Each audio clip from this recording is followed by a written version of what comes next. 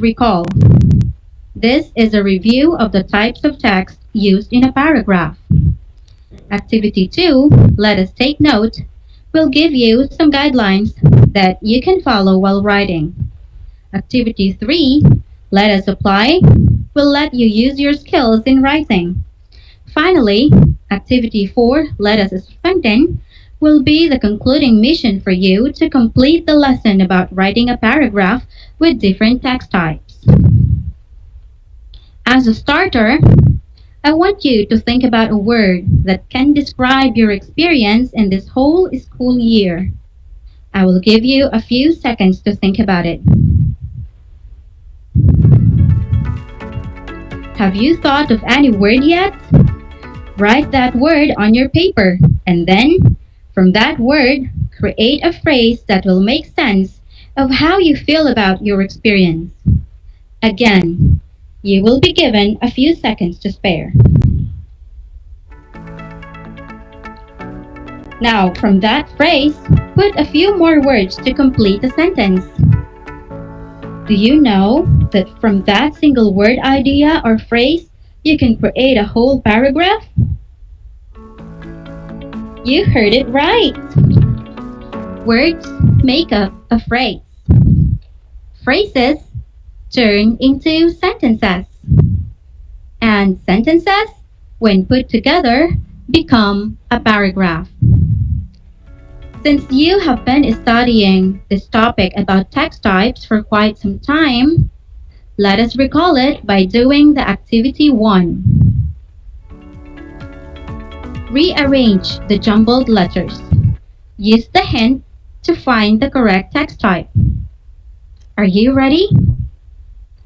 Let's start with number 1. It gives information by giving directions. You have a few seconds to think about it. If expository is your answer, then you are correct. Remember, expository is a non-fiction type of writing with the purpose of giving information to readers. It usually is explaining a subject, giving directions, or showing something happens. If you take a look at this example, you will see how it works. I will read the first part.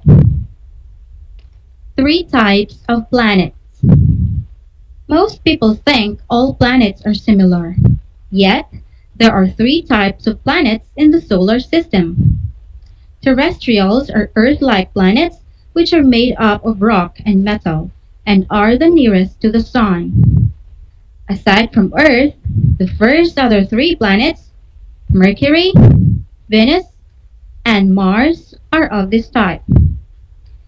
As you have noticed, the text is explaining about the 3 types of planets in the solar system and their characteristics. It also provided some information that supports the explanation. Now, let's go to number 2. It tells a story. It also entertains, instructs, and informs. What is your answer? It is indeed a narrative text. Great job! Narrative text type describes an event or series of events, usually in chronological order. They tell a story, so it has a central idea or what the story or event is all about. It also has characters who are involved in the story, and a plot, the sequence of events in the story, the beginning, middle, and the end of the story. Let us not forget the setting, where and when the story happens, and the detailed description of the story. Now let's check out the next example. It has a title, Apart from the Topic. You can see the introduction and the plot in the chronological order, where you can also see the characters and the setting, and of course, the conclusion. Next, number 3. It recalls past experiences. Did you answer? Awesome! You got it right! It's personal recount. In personal recount, the writer is involved in the topic. It can be about personal experiences, memories, and perceptions. Its purpose is to inform or entertain the reader. Do you remember what you did at the beginning of our lesson? I asked you to think about a word that describes your experience for the whole school year. Just like the next example. It is entitled, My Day at the Beach. From the title itself, you already know that it is about the personal experience of the writer about going to the beach. Therefore, he is having his own personal recount of his experiences. Next, number 3. It explains a certain topic, an experiment, or activity. Of course, it's explanatory. Explanatory text offers the reader information on a certain subject. It explains an idea. It is factual in nature, and it's actually almost the same as the expository. In the example, it was explained what a volcano is, how it is formed, and what erupts from it. We are now on number 5. It tries to get the reader to accept a particular point of view. Did you put persuasive? It's correct. Persuasive text type aims to share an opinion and make the reader agree with the writer. It has strong ideas and proper tone. The last example is trying to persuade the readers not to use mobile phones at school by providing some reasons and disadvantages.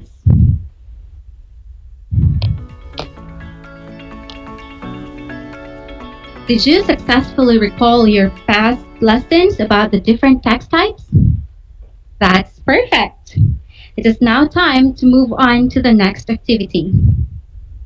In this one, you will take note of some guidelines that you can use to better develop a paragraph using the different text types. Let's go! In this activity, we will use the hamburger paragraph. You have also seen it from the past lesson about paragraph writing. This time, you just have to match each part of the paragraph to the correct meaning. You can see the choices on the left side and match it to the words on the right side. Remember what you have learned about the parts of a paragraph? What is the topic sentence? You will have 5 seconds to answer.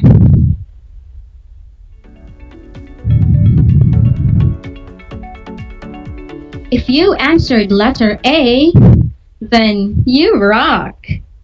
The first sentence of a paragraph should clearly state the paragraph's main idea. Although topic sentence is not necessarily on the first part of the paragraph, it usually is the case. It tells the reader what the paragraph is going to be about. It also helps the writing under control. Sometimes it is called the controlling idea of a paragraph or thesis statement.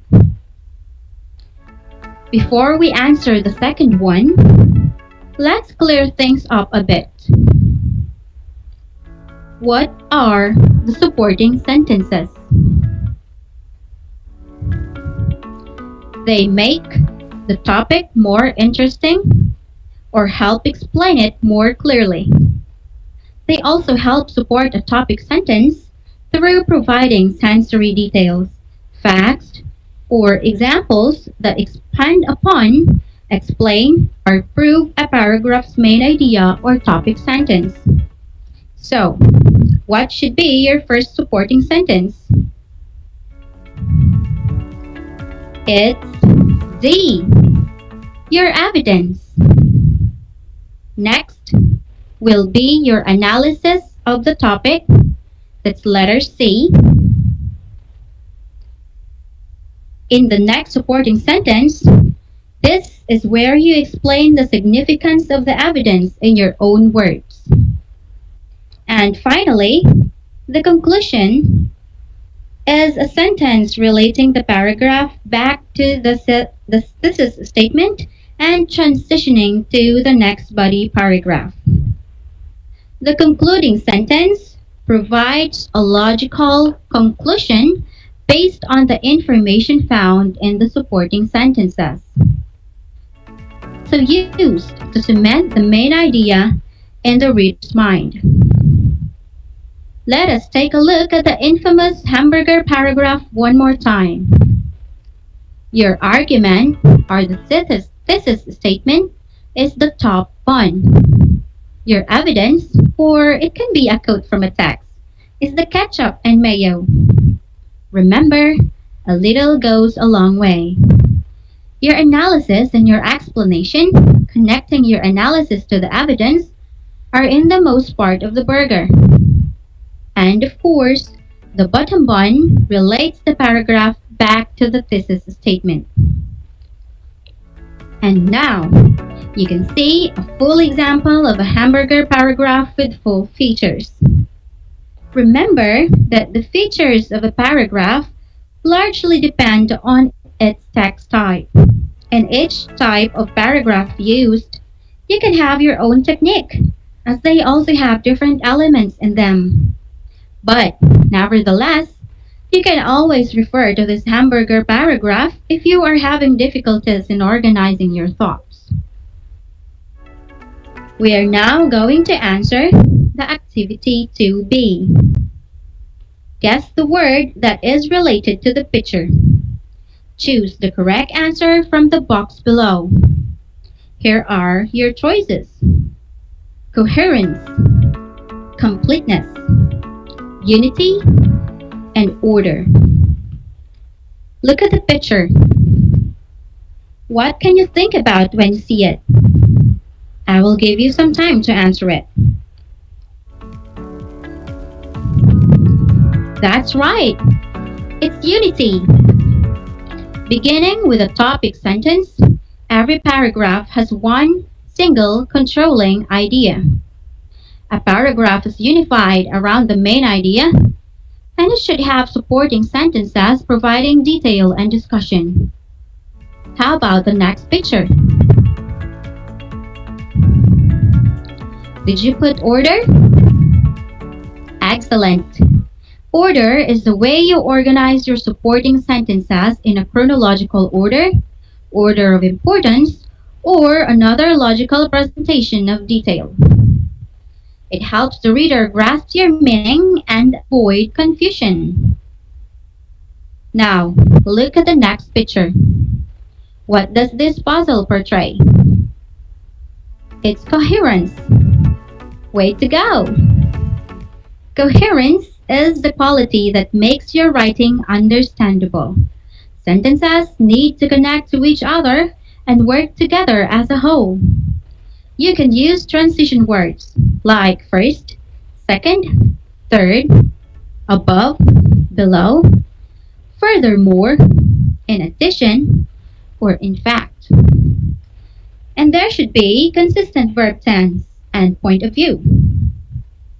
Now, what do you think about the last picture? Of course, it's completeness. Completeness means that your paragraph is well developed. clearly and sufficiently support the main idea, and it has a topic sentence, three supporting sentences, and concluding sentence. These are the four essential elements of a good paragraph. You're doing great, learners! Now that we know how to identify the types of text, and we have learned the guidelines in writing, we are ready to apply what we have learned. Let's answer the activity 3. Let us apply. Complete the hamburger paragraph by arranging the paragraph puzzle in correct sequence. Then, identify the text type used. You can see the choices on the left part of your learning activity sheet. What should we put in the first one? It's sentence number 3. It's telling about teenagers contemplating about their dreams. Next, the first supporting sentence is number 1. The writer tells she knows what she wants to become. After that, we can add the sentence number 4, where she talks about the reason of her decision. Then, the sentence number 5, where she talks about her plans in college. And the last one is sentence number 2, which is, of course, the concluding sentence. So, what is the text type? It is expository. It provides information and a step-by-step process of how the writer will achieve her dream. Way to go, learners! I am sure you can now do the next ones better. Let us proceed to letter B. What should be the topic sentence? You will have some time to answer it. It's sentence number 2. A lot of people, especially young people, go through the day without breakfast. Nice one! Next, what is the first supporting sentence? Did you put sentence number 1? That is great! In this part, the writer is making a stand or opinion about the topic by saying what he believed in about having breakfasts. We're getting there. What should be the next one? That's right! It should be sentence number 3, where the writer presents the evidence. How about the next supporting detail? You answered correctly. It's sentence number 5. In this one, another reason is presented, and of course, the connection of the evidence and the analysis is already present. Did you answer the final one? All right! The final answer is sentence number 4, where the writer finally tries to tell the readers that eating breakfast is the better way to start the day. And in the last number, it is time to put the type of text used. What is it? You're right! It's a persuasive text type. It persuades the reader to eat breakfast as it is needed in our daily lives. Way to go! Let's move on and answer the last hamburger paragraph. Did you already put the first sentence? What is it? It is indeed sentence number 2, where it was stated when Neil Armstrong started his journey to the moon. A little bit of history is all we need here. Did you already think about the next sentence? That is clearly sentence number 5. It is stated what kind of day was it, with him being the first man on the moon. How about the next supporting sentence? That's the best fit. Sentence number 3. It is now about the beginning of their journey. Did you put the correct answer? Great job! How about the next one? Because they already flew to the moon, it is about time to tell how they landed. That is in sentence number 4. In here, they already landed and walked on the moon. Awesome! And now the final sentence. Of course, it's sentence number one, where Neil Armstrong's first declaration about going to the moon had been written. You're doing well. We are now down to the last one. What is the text type? As you have seen in the whole paragraph, it was written in a chronological order, as it is an important part of human history. What do you think is the type of sentence? Perfect! The text type is narrative. The history of going to the moon was narrated in what seems like a story that has characters, setting, and a plot. In the final task, Activity 4, Let Us Strengthen, you will choose from the suggested topics below and make a narrative, explanatory, expository, persuasive, and personal recount paragraph. Again, this is the final task for paragraph writing. So you have to make sure that you are going to develop each type of paragraph that we learned. Here are the suggested topics. How the world beat the pandemic. Do you need to save money? The importance of acquiring life skills. Happiness of the youth. And being a Filipino. Use the hamburger paragraph, the 4 essential elements of learning, writing, and the rubric as a guide. Keep in mind that your teacher will take note of the content, the main topic, and the supporting sentences, and of course, the mechanics.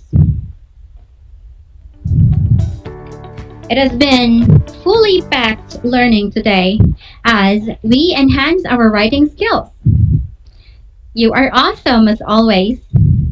If you have questions about our lesson, feel free to comment down your questions on our Facebook Live or YouTube channel of RTV Tarlac Channel 26, or you may directly contact your English teacher.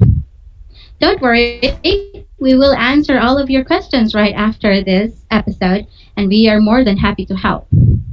Again, this has been your teacher broadcaster, Shabna Vitasyon Dizan, allowing you to create the best part or the best paragraph of your happy life. Have a great day!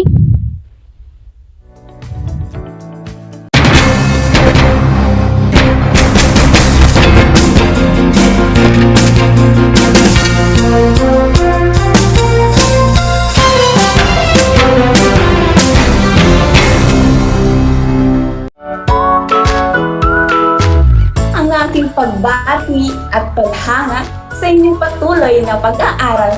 Welcome sa ating Aral TarlakHenyo sa RTV Tarlac Channel 26 at sa DZTC Radyo Pilipino Tarlac. Narito na ang paaralang walang sawang naglilingkod mula dito sa Villa Aldipay, mula dito sa bayan ng San Manuel, mula sa bayan ng San Clemente, mula sa Santa Ignacio, Mula sa bayan ng Victoria, mula sa lungsod ng Tarlac.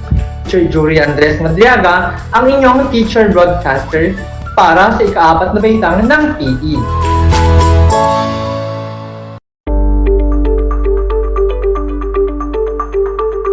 Sa pagnanais na mapigilan ang ating pamahalaan ang pagdami ng bilang ng mga kaso ng COVID-19, binuo ang One Hospital Command Center o OHCC upang mas mabilis na matugunan ang medikal na pangangailangan ng ating mga kababayan. Bukas ang OHCC 24 oras araw-araw. Tumawag lamang sa mga hotline nito sa 0919-977-3333 o 0915-777-7777 o 02-886-50500. Maaari ring i-download ang Pure Force Citizens app sa Android o iOS upang mabilis na matugunan ang sinumang nangangailangan. Layon din ng OHCC na maiwasang mapuno ang kapasidad ng bawat ospital. Kaya't kung ikaw ay kinakailangang tumawag sa OHCC, mabibigyan ka ng libreng preliminary consultation. Para sa mga nangangailangan ng emergency quick response, makikipag-ugnayan ang OHCC sa DOH Bed Tracker at sa mga ospital upang makahanap agad ng pinakamalapit na bakanteng ospital. Ang transportasyon o ambulansya naman ng ospital na inirefer ng OHCC sa pasyente ang siyang susundo sa bahay nito. Kaya't kapag ikaw ay nakakaranas ng anumang sintomas ng COVID-19 o nangangailangan ng agarang tulong medikal, tumawag lamang sa OHCC at handa silang tumulong sa lahat ng oras.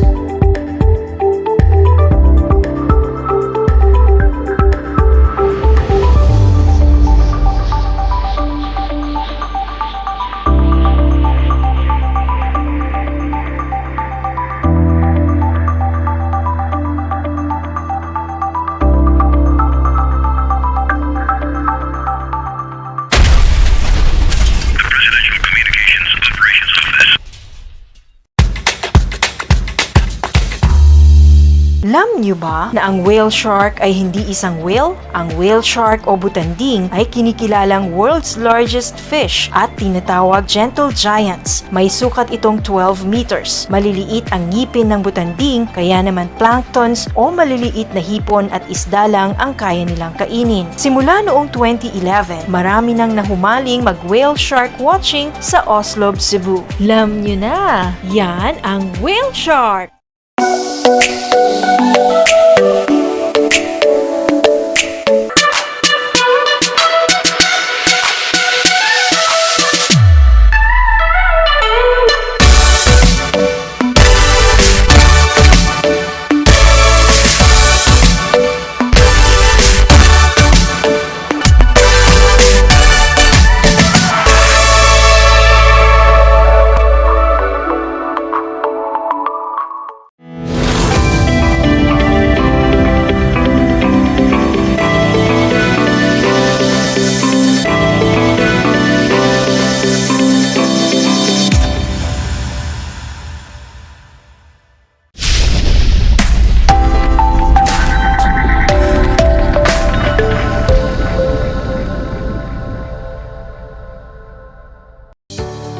Welcome sa ating Aral TarlakHenyo sa Schools Division of Tarlac Province sa RTV Tarlac Channel 26 DZTZ Radyo Pilipino Tarlac. Magandang araw, naririto tayo at nagsisikap at nagpupunyagi na maging makadiyos, makatao, makakalikasan at makabansa. Kamusta kayo mga ginigiliw kong mag-aaral? Ang aking pagbati at paghanga sa inyong masidhing pagpupunyagi sa patuloy na pag-aaral sa himpapawid upang matuto sa kabila ng hamon ng pagkakataon, ang COVID-19 pandemic. Ako ang inyong guro sa Araling Panlipunan Grade 8, Ginoong Arvin Lee, upang samahan at gabayan kayong maunawaan ang nilalaman ng ating aralin, kung saan natataya ang epekto ng mga ideolohiya ng Cold War at ng neo-kolonyalismo sa iba't ibang bahagi ng daigdig. Sa lahat po ng mga magulang at mag-aaral sa ikawalong baitang nakasalukuyang nakasubaybay sa ating live broadcast.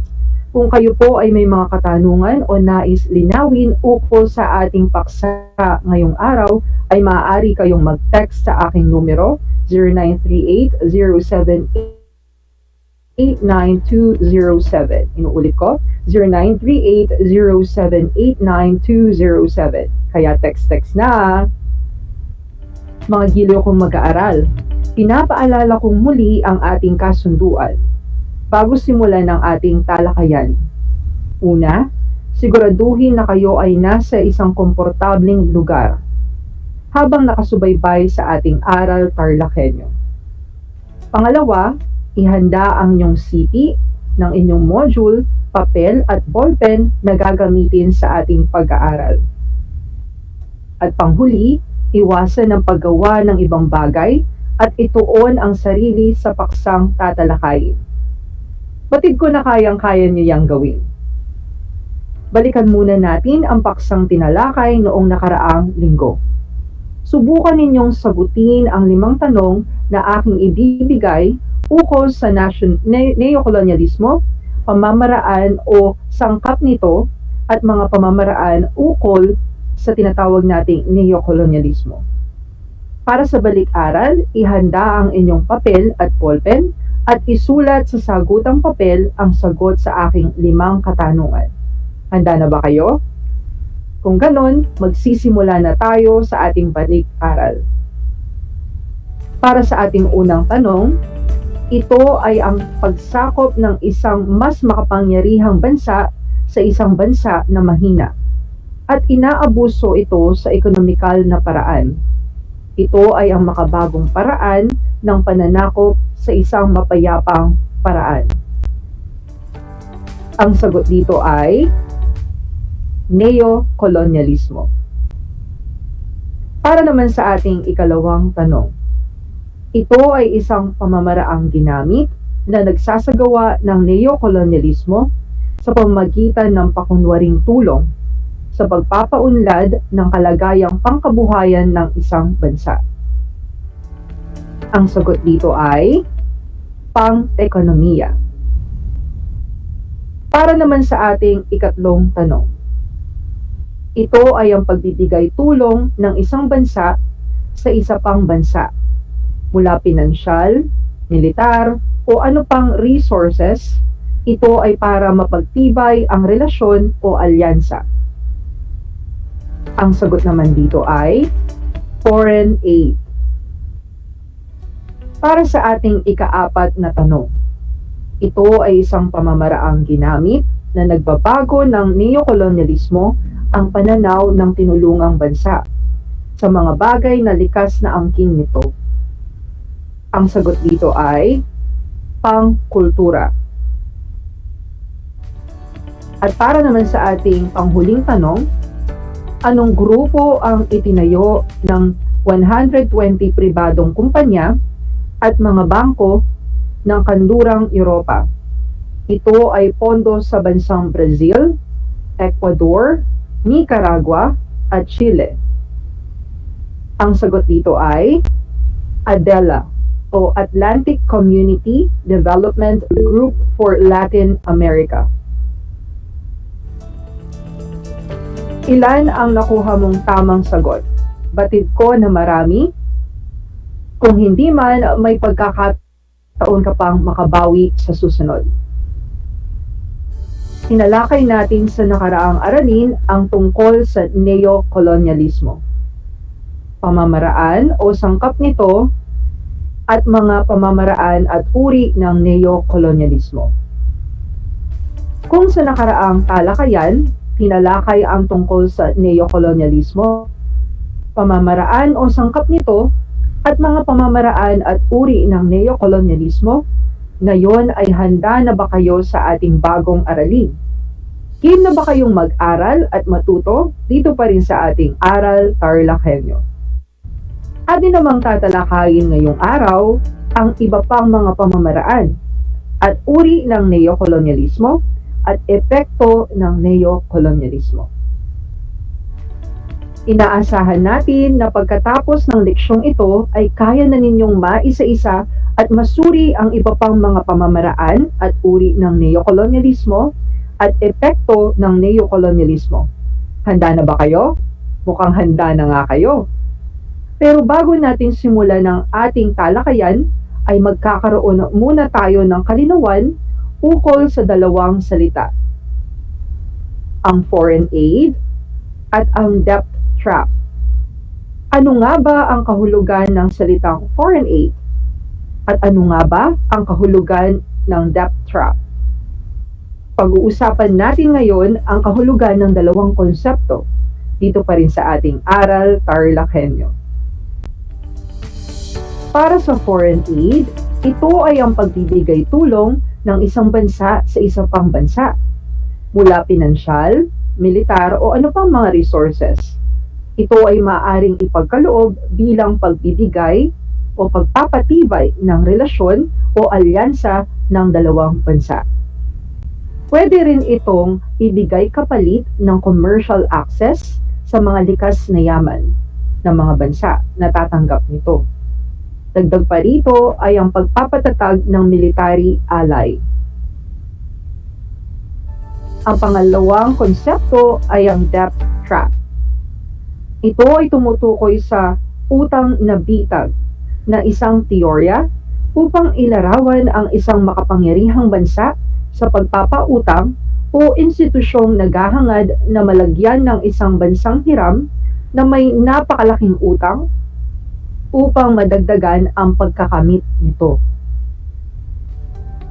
Ang neokolonyalismo ay tinawag sa modernong anyo ng kolonyalismo, ayon sa kung saan ang mga dating kapangyarihan ng kolonyal na mundo ang nagbibigay ng isang nakakaimpluwensyang pangkabuhayan, pampolitika, at pangkultura, mga bagay sa iba pang malaya or decolonized na mga bansa. Ano-ano ang maaaring pamamaraan at uri ng neokolonyalismo? Ano-ano naman ang epekto ng neokolonyalismo? Ating isa-isahin at ipapaliwanag ko yang ng mas maigi at mas malinaw dito pa rin sa ating Aral TarlakHenyo.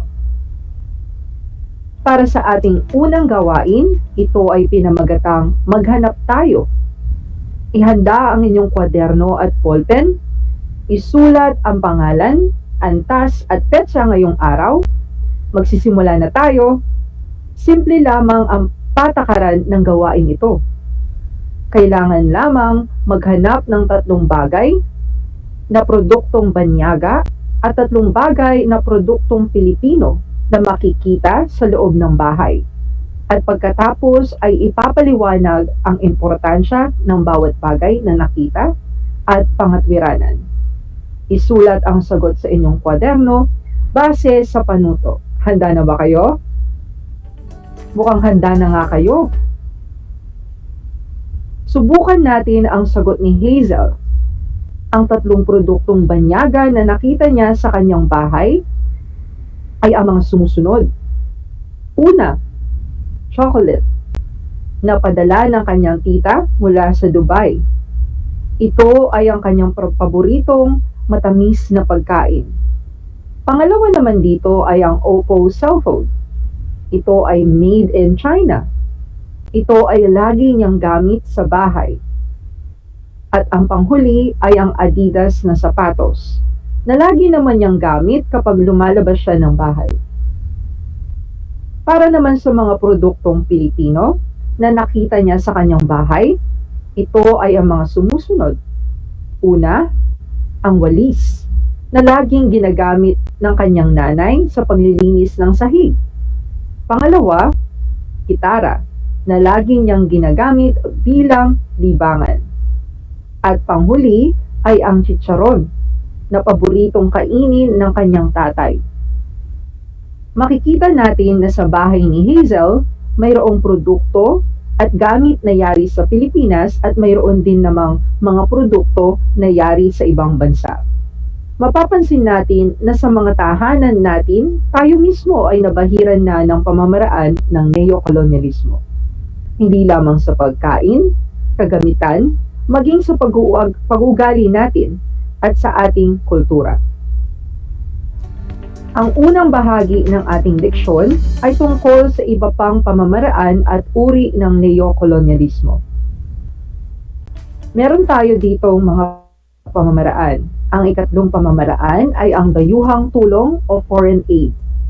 Isa pang instrumento ng mga neokolonyalismo ay ang nakapaloob sa dayuhang tulong or foreign aid, na maaring pang-ekonomiya, pang-kultura o pang-militar. Sa unay, may isip na walang kondisyon ang pagtulong, tulad ng pamimigay ng gatas sa mga bata o pamamahagi ng mga aklat. Ngunit kung titingnan natin mabuti, may kapalit ang libreng pantulong. Nagbebenta ang bansang tumulong ng mga imported na mga produkto sa bansang tinulungan, kaya nga't bumabalik rin sa kanila ang malaking tubo ng kanyang puhunan. Para sa ika-4 na pamamaraan, ito ay ang dayuhang pautang o foreign debt. Gayun din, anumang pautang na ibigay ng International Monetary Fund or IMF or World Bank ay laging may kaakibat na kondisyon. Kabilang dito, pagbubukas, bansang pinautang sa dayuhang pamumuhunan, at kalakalan, pagpapababa ng halaga ng salapi, at pagsasaayos ng sistema ng pagbubuwis. Kung hindi susundin ang mga kondisyon, hindi makakautang ang umutang ng mga bansa. Dahil dito, hindi rin makakaahon sa utang ang may hirap ng mga bansa. Debt trap ang tinatawag dito. At ang ikalimang pamamaraan naman ay ang lihim na pagkilos o covert operation. Kung hindi mapapasunod ng mapayapa, gumagawa ng paraan ang mga neo-kolonyalista upang guluhin ang isang pamahalaan o ipabagsak ito ng tuluyan. Base sa ating unang leksyon, mayroon tayong isang katanungan. Ano-ano ang pamamaraan ng neo-kolonyalismo? Kung ang sagot ninyo ay, isa pang instrumento ng mga neo-kolonyalismo ang nakapaloob sa dayuhang tulong o foreign aid na maaaring pang-ekonomiya, pang-kultura, at pang-militar. Ang pagbibigay ng kondisyon na dapat sundin kung hindi makakautang ang umuutang ng mga bansa. At kapag hindi mapasunod ng mapayapa ang isang bansa, gagawa ng aksyon ang neo-kolonyalista na guluhin at pabagsakin ang isang bansa. Kung ganito ang inyong sagot, napakahusay. Sa ikalawang bahagi naman ng ating leksyon, ating tatalakayin ay tungkol sa epekto ng neo-kolonyalismo. Maraming epekto ang neo-kolonyalismo sa mga bansang sinakop at pinagsamantalahan nila ito. Una dito ay ang over-dependence o labis na pagdepende sa iba. Malinaw na umaasa ng labis ang mga tao sa mayayamang mga bansa, lalong-lalo na sa mga kaugnay sa United States. Ikalawa naman dito ay ang loss of pride o kawalan ng karangalan. Sanhi ng impluwensya ng mga dayuhan na bubuo sa isipan ng mga tao na lahat ng galing sa kanluran ay mabuti at magaling, na isang dahilan kung bakit ang tao ay nawalan ng interes sa sariling kultura at maging sa mga produkto.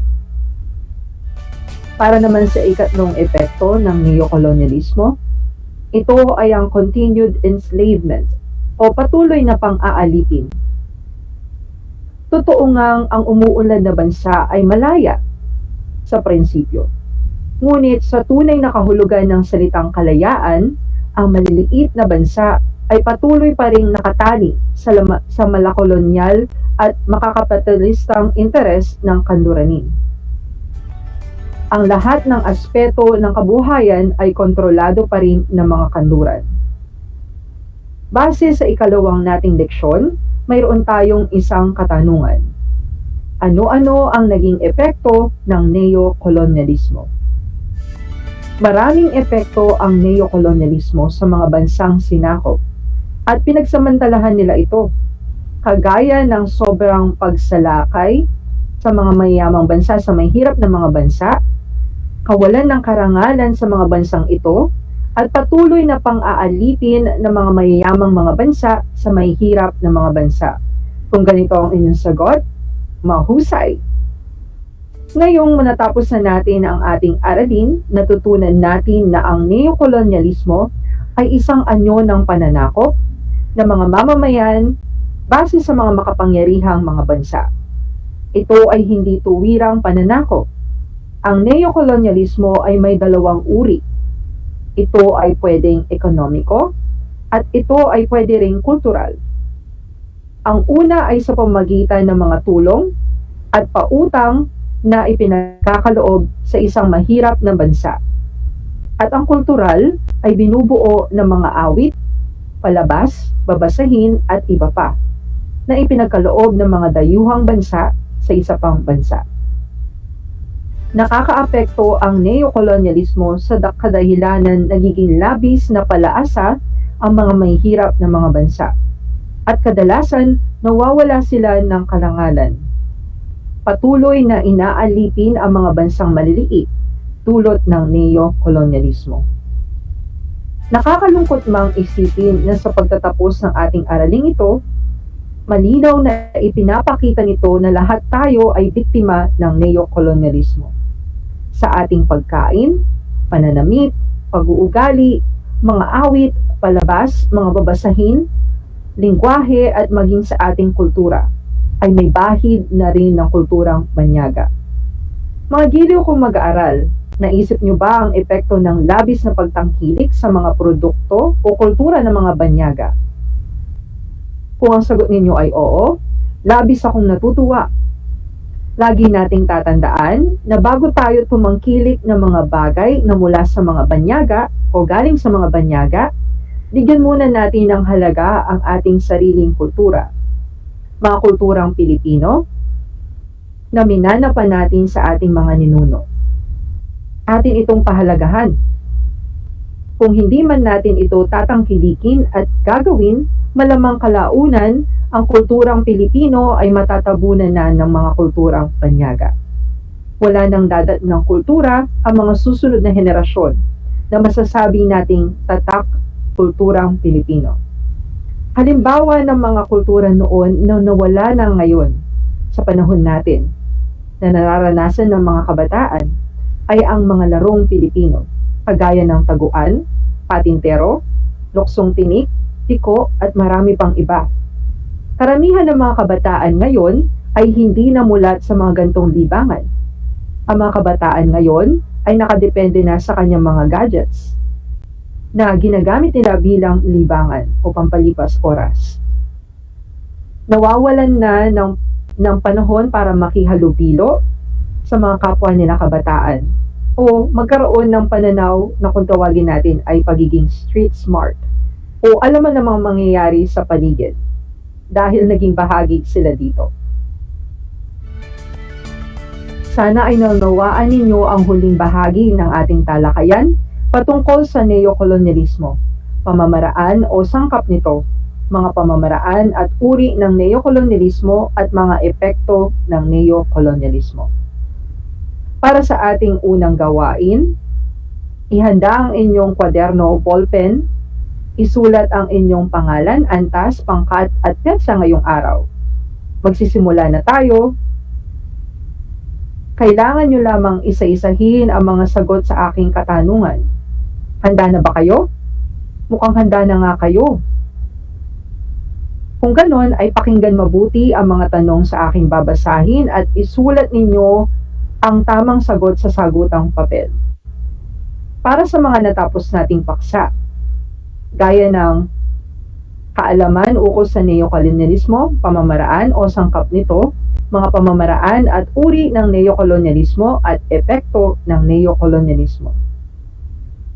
Para sa unang gawain, tukuyin kung anong uri ng neokolonyalismo ang ipinapakita ng mga sitwasyon. Maaring ito ay pang-politika, pang-ekonomiya, pang-kultural at pang-militar. Para sa unang pangusap, pinalaganap ng mayayamang mga bansa ang kanilang ideolohiya pagkatapos ang ikalawang digmaang pandaigdig. Kung ang sagot ninyo dito ay pang-politika, kayo ay mahusay. Pangalawang pangusap, nagpapautang ang World Bank ng pera sa Pilipinas upang masuportahan ang pagsasaayos ng sistema ng edukasyon. Ang sagot dito ay pang-ekonomiya. Para naman sa ating pangatlong pangusap, maraming mga organisasyon at embahada ang nag-aalok ng mga scholarship grant para sa kanilang bansa.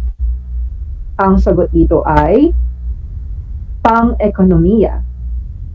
Para sa pang-apat nating pangusap, nagpadala ng mga sundalo ang bansang Amerika sa Pilipinas upang supilin ang terorista. Ang sagot dito ay pang-militar.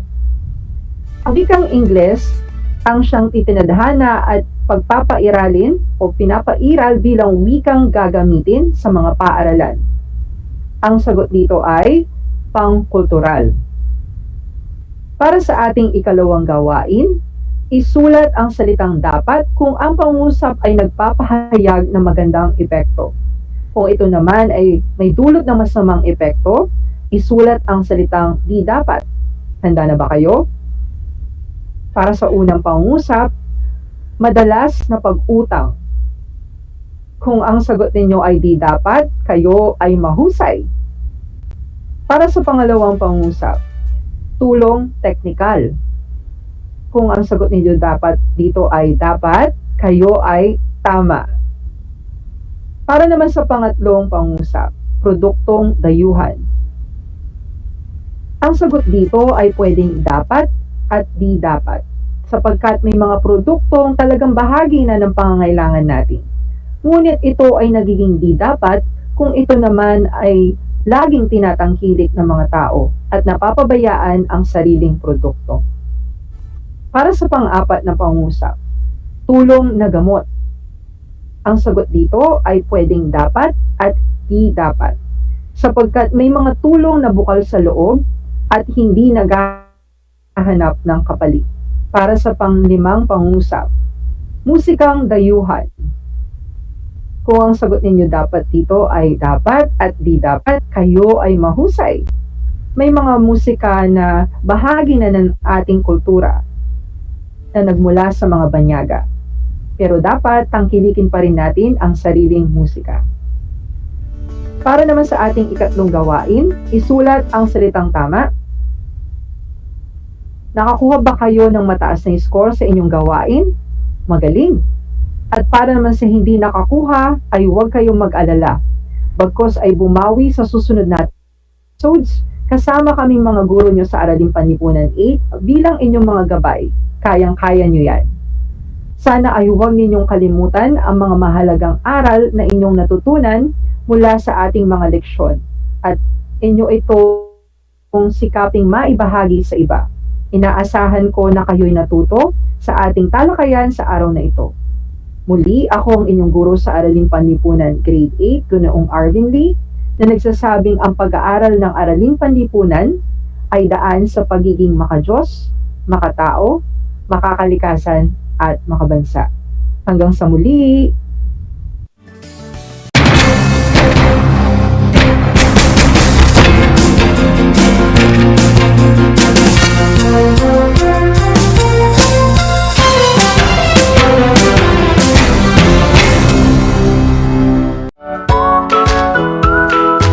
How are you today? Hello, everyone. Hello, learners of Tarlac. Good morning, Math Talino Grade 4 learners! Welcome to Aral TarlakHenyo here on RTV Tarlac Channel 26. Simulcast over DCTC Radio Filipino Tarlac. I'm Sir Glenn, your teacher broadcaster. Broadcasting live here at Paniki Tarlac. Remotely here in Concepcion, Tarlac. Live here at Barangay Pedro Elquines, Mayantok, Tarlac. Broadcasting live from Ramos National High School. Your anchor teacher today for grade 9 mathematics. Your partner in education this time of pandemic.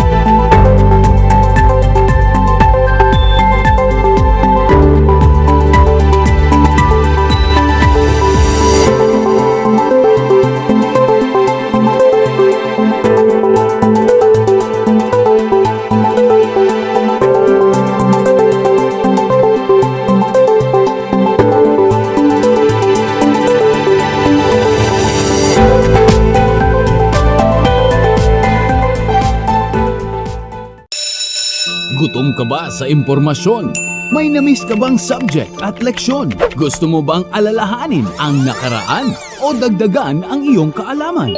Lahat yan alamin natin because the professor is in. Professor on air and online. Kasama si Professor Willie Perez. Isang oras na kaalaman, isang oras na makabuluhan. Professor on air. Mamangha at tumawa sa mga tips at trivia. Sa gabay at tanong, sagot ka rin niya. Professor on air and online. Kasama si Professor Willie Perez. Tuwing Sabado, alas 10 hanggang alas 11 ng umaga. Mapapakinggan sa Radyo Pilipino at mapapanood sa RTV Tarlac Channel 26. Professor on air.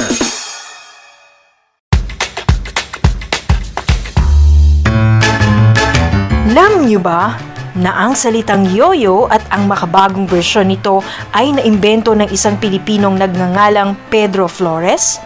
Taong 1920s nang dinala ni Flores ang laruang ito sa Estados Unidos. Sinimulan niya ang paggawa nito sa kanyang maliit na pabrika sa California at ipinakita sa mga tao ang iba't ibang tricks ng paggamit nito. Alam mo na, yan ang yoyo!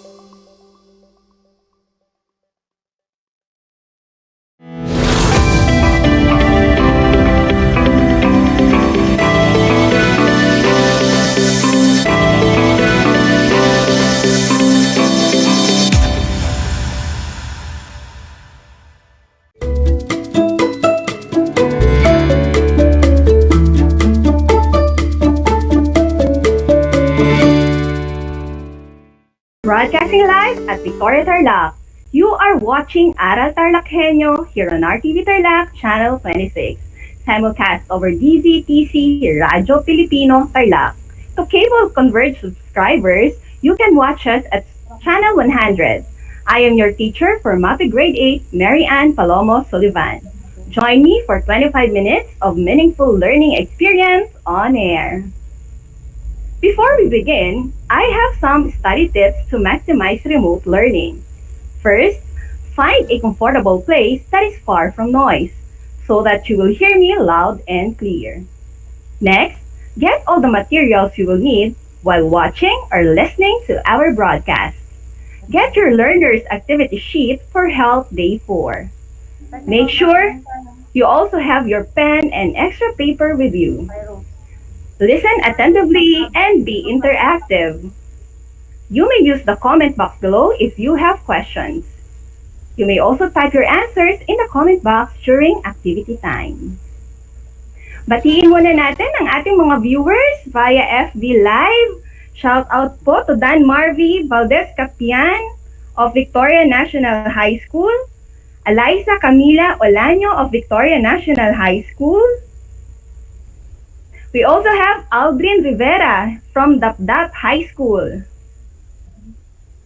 Moises Domingo from Victoria National High School. Very active ang ating mga viewers at Victoria National High School.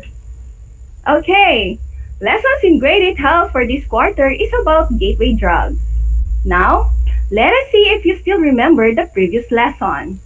Kindly get your pen and activity sheets and let us answer activity number 1.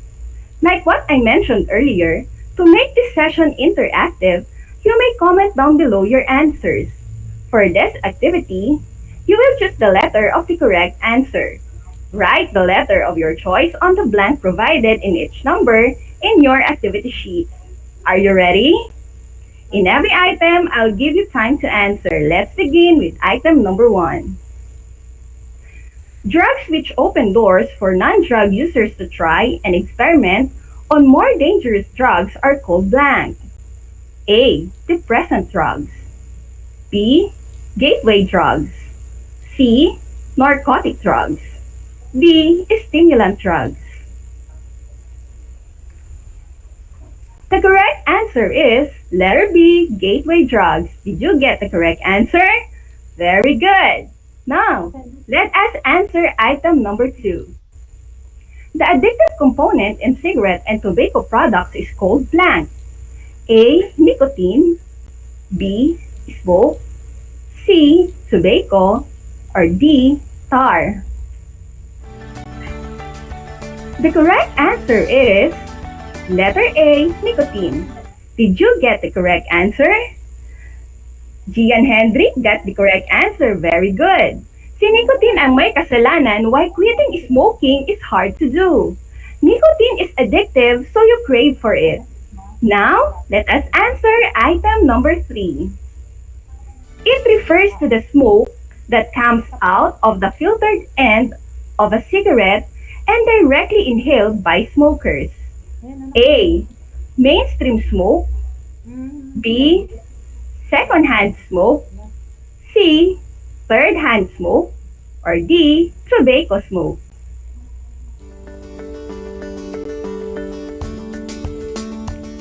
If your answer is letter A, mainstream smoke, you are correct. Good job.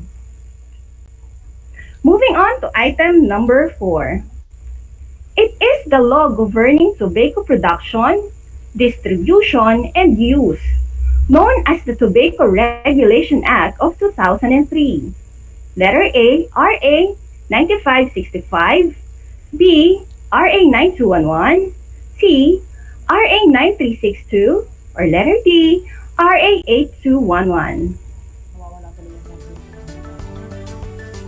Okay, for item number 4, the correct answer is letter B, Justin Balonga got it correct, also known as the Tobacco Regulation Act of 2003. And for the last item for this activity, item number 5. It is called the beverage alcohol. This is what humans consume that intoxicates and alters the nervous system. A. Ethanol.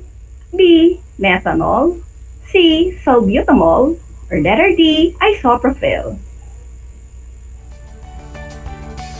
If your answer is letter A, ethanol, you are correct. Very good. How well did you perform in the first activity? Kindly type your scores in the comment box. Congratulations to all learners who got 5. You are excellent. I am happy that you still remember the previous lesson. Today is the last episode for Grade 8 Health and also the last episode for MAPE for this school year. For this session, we are going to recall and summarize the lessons in health from first to fourth quarter. Let us see if you still remember them all. Let us begin with the first quarter. The content standards for first quarter health is as follows. The learner demonstrates understanding of human sexuality and managing sexuality-related issues for a healthy life. The performance standards. The learner appropriately manages sexually related issues through responsible and informed decisions. As you continue to grow and develop, it is important that you know how to manage the crucial aspect of your personality, your sexual health. In this quarter, it helps you understand the concept of gender and human sexuality. It is also enhanced your decision-making skills to help you manage sexuality-related concerns. Now, let us answer activity number 2 to see if you still remember the lessons about human sexuality. For this activity, you will choose the letter of the correct answer. Write the letter of your choice on the blank provided in each number in your activity sheet. You may also comment down your answer. Are you ready? Let's begin with item number 1. It refers to biological basis of being male or female. Letter A, gender. B, human sexuality. C, gender equality. Or letter D, sex. The correct answer is letter D, sex. Sex determines your reproductive functions. Item number 2. It is a social concept on how men and women should think, feel, and act. Letter A, gender. B, human sexuality. C, sex. D, gender equality. The correct answer is letter A, gender. According to World Health Organization, gender refers to the characteristics of women, men, girls, and boys that are socially constructed. As a social construct, gender varies from society to society and can change over time. Next item number 3. It permits man and woman equal enjoyment of human rights. Letter A, human sexuality. B, gender role. C, gender equality. Or D, humanitarian. The correct answer is letter C, gender equality. Item number 4. It will help you make decisions based on your needs and desires. Letter A, decision. B, decision-making skills. C, good decision. Or D, refusal skill. The correct answer is letter B, decision-making skills. Remember, you will not arrive at a good decision if you lack decision-making skills. Moving on to item number 5. It is a way to say no to something that you do not want to do. A, decision. B, refusal skill. C, good decision. Or letter D, life skill. The correct answer is letter B, refusal skill. Refusal skill is one of the life skills na sa personal kong opinion napakahalaga nating matutunan. Dahil yung iba full-grown adults na pero wala pa ding refusal skill, hindi marunong humindi. This skill requires practice, pero paano natin mapapractice kung hindi naman natin ginagawa? Ang hirap para sa iba to say no or ayaw ko. Remember, abuse can happen when you do not know how to say no. So let me know your scores using the comment box. Ilan ang nakuha ninyo for this activity? Let me know. Please type in your scores in the comment box. Tingnan natin, ilan bang nakakuha ng excellent, ilan ang nakakuha ng mga very good. Okay, so I guess hindi pa na-load sa ating comment section. Alright, in this quarter, sexuality is defined as total self. How you look, how you think, how you interact, the way you feel about yourself and others, and the way you value relationships.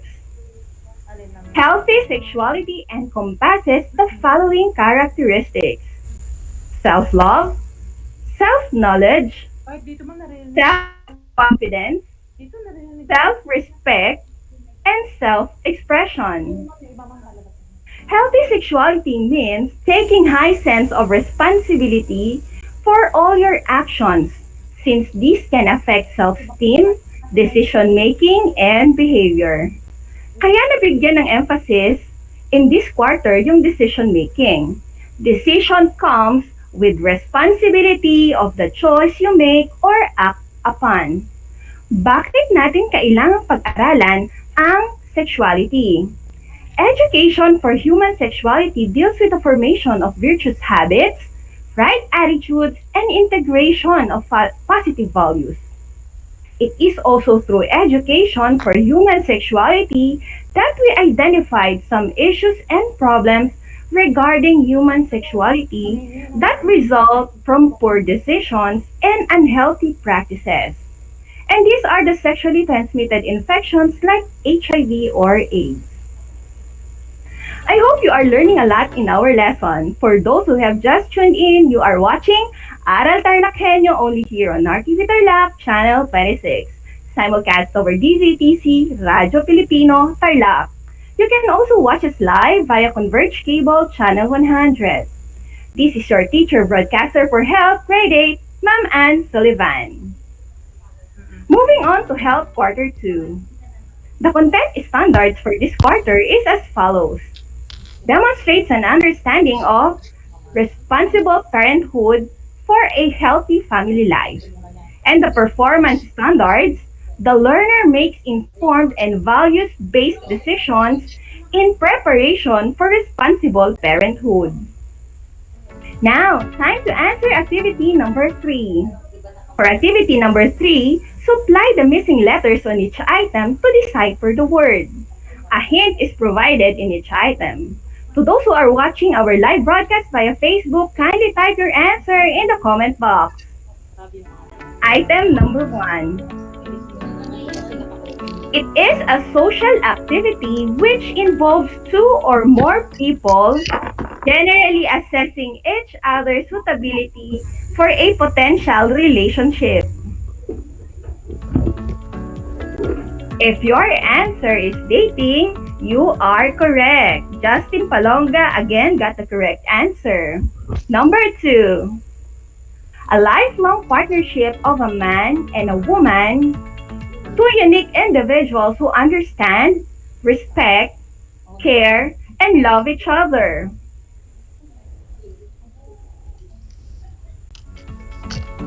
The correct answer is marriage. Moises Domingo got the correct answer. Same with Dan Marvey. Okay, item number 3. The reproductive process wherein the male gamete and the female gamete unite to form a new single cell. What do you think is the correct answer? And the correct answer is fertilization. Moving on to item number 4. The smallest integral unit of the society.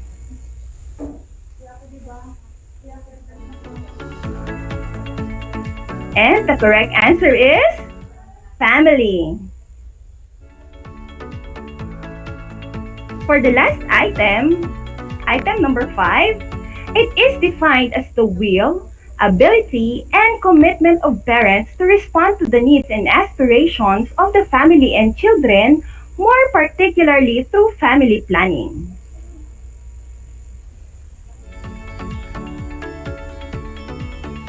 Okay, the correct answer is responsible parenthood. Eliza Camila Olanyo got the correct answer. Same with Justin Palonga and Jolan Villanueva.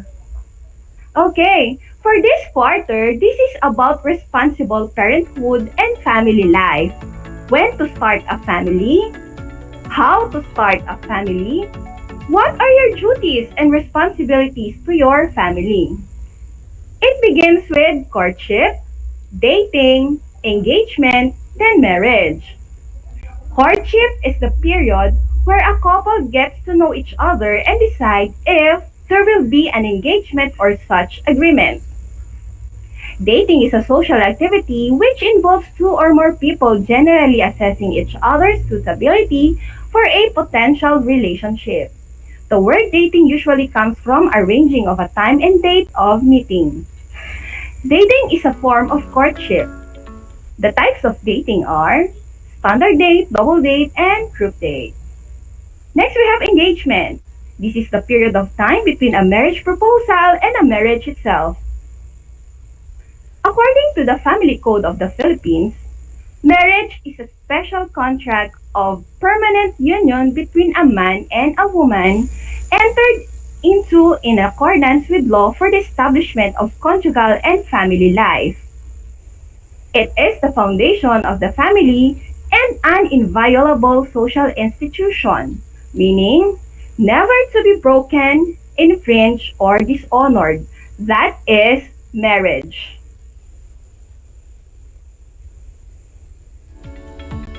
Okay, remember, choose your lifetime partner carefully for he or she will either bring you happiness or misery.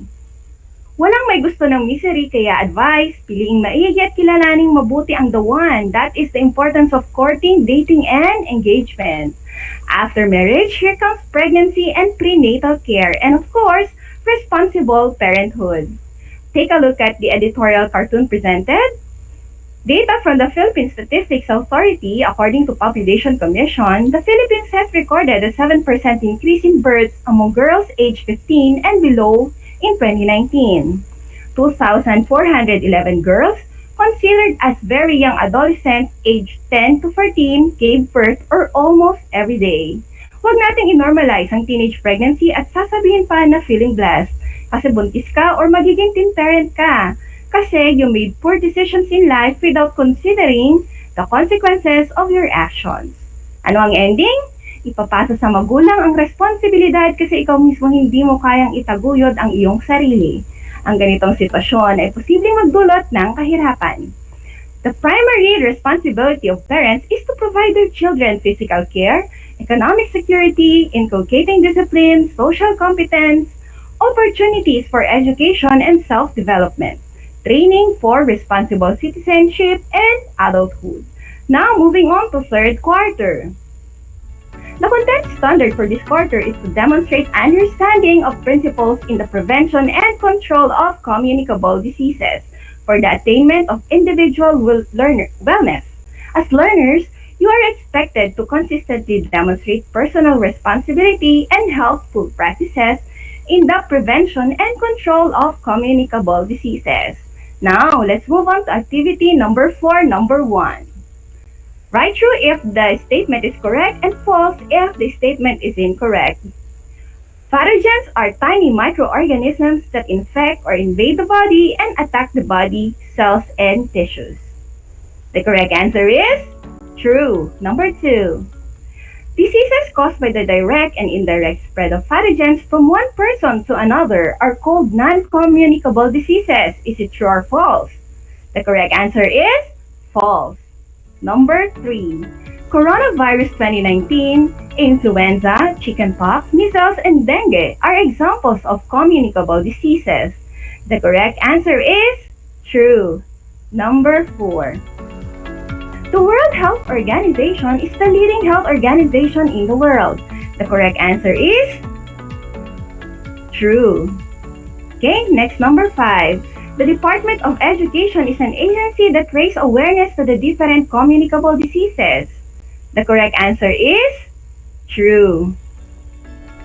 Disease prevention and control is very important concern because it affects the quality of life.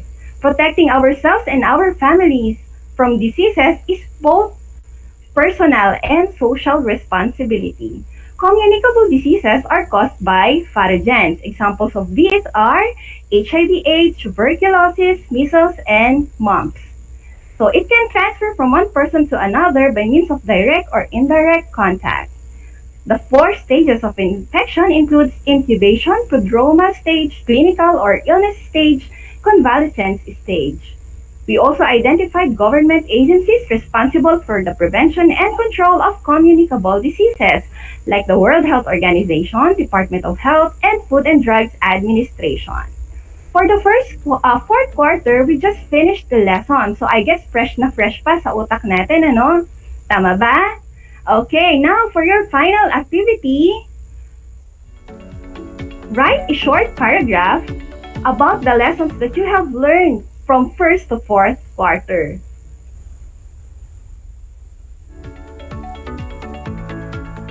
Okay, so before we end, to our listeners of DCTC 828, the viewers of RTV Tarlac Channel 26 and Converge Cable Channel 100, I do hope that you completed answering your activity sheets. You may now submit your answer sheets to your respective MAPE teacher. Should you have questions and clarifications, feel free to ask your MAPE teacher via chat, text, or call. I am wishing and praying that this pandemic will end soon so we can enjoy school. Nakakamiss na ang tawanan, minsan iyakan, kaigayan sa classroom, sino ang maglilinis, yung mga late in the flag ceremony. Alam ko, miss na miss nyo na yan.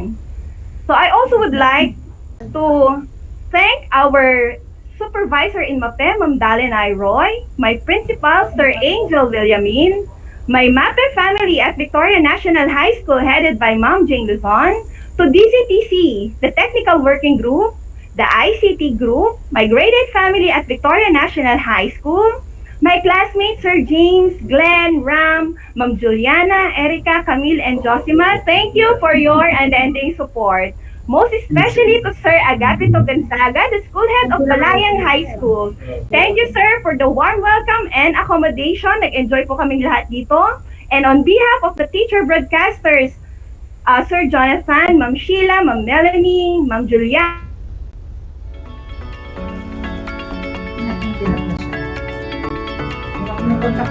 being a teacher broadcaster is both an honor and privilege. I am happy to serve grade 8 learners of the Division of Tarlac Province. This has been your teacher broadcaster, Mary Ann Palomo Silivan, signing out.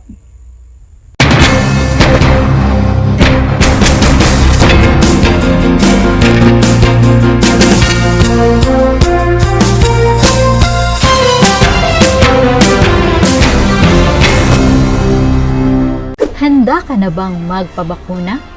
Narito ang mga paalala at hakbang na gagawin sa proseso ng pagbabakuna. Bago ang pagbabakuna, kinakailangan mo nang dumaan sa pre-vaccination screening.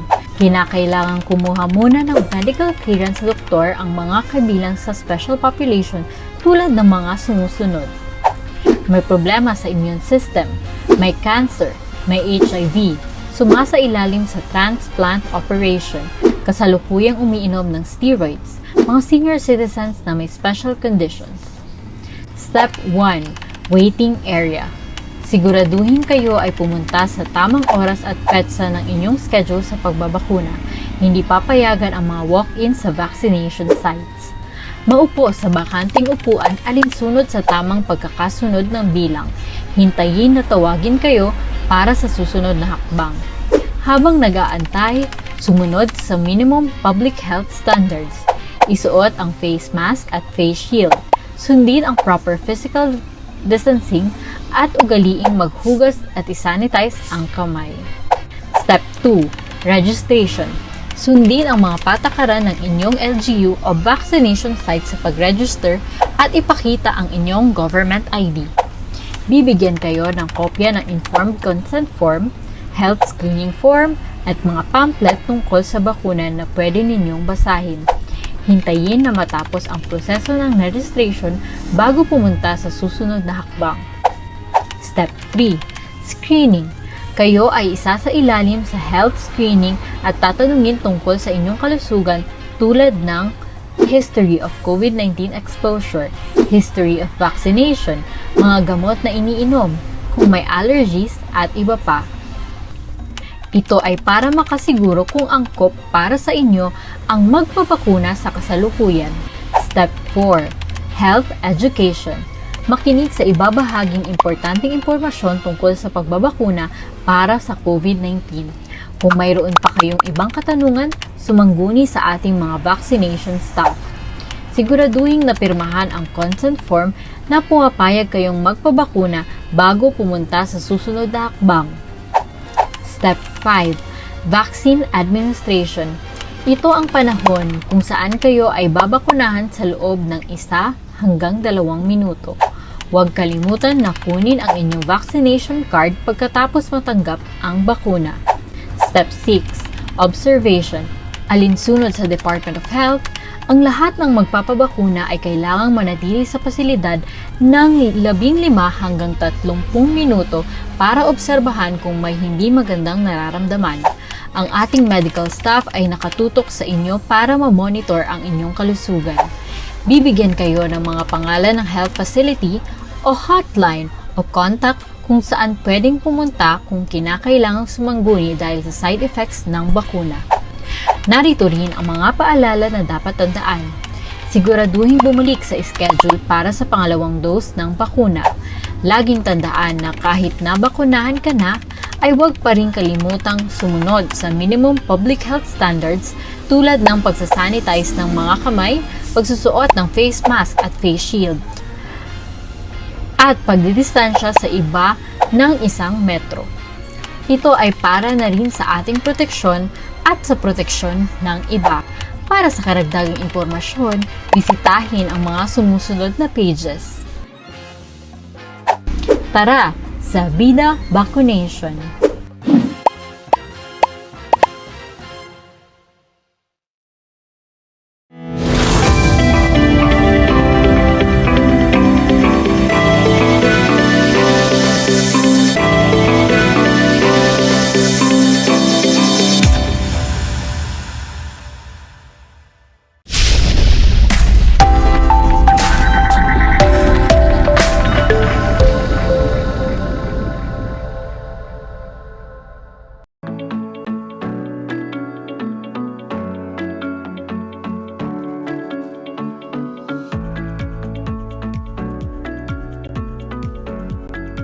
Afternoon, learners! Welcome to Aral TarlakHenyo. Here on RTV Tarlac, Channel 26 simulcast via DCTC Radio Filipino Tarlac. This is Arlene Grace M. Castro, your teacher broadcaster in TLE Home Economics Household Services Grade 8, teaching you about hazard, risk, modes, and types of hazards. Broadcasting live from the DAP High School, Bamban, Tarlac. I would like to invite you to join us in a wonderful learning experience on air, through radio, and television. This is Project Shine, Aral TarlakHenyo. I hope that you are in good health and doing well. To our dear parents and guardians, we would like to thank you for your unending support to your children's education. At this point, I want you to prepare your self-learning module in household services, as well as your pen and notebook, so that you may take down some important notes to remember as we go along with our lesson. Dear learners, are you ready to enjoy our new lesson? That's great! Be sure that you are in a comfortable place, free of noise, so that you can listen to our lesson very well. First, let us have a review of our previous lesson. Do you still remember our topic last meeting? Excellent! Last time we discussed occupational health and safety, OHS. Will you enumerate the main concern of OHS? Very good. Let us have the recap. The main concerns of OHS are the following. Number 1, it is a cross-disciplinary and concern protecting the safety, health, and welfare of people engaged in work. Number 2, OHS program's main goal is to foster a safe work environment 3. It prevents, eliminates, or reduces work-related injuries, illness, and death.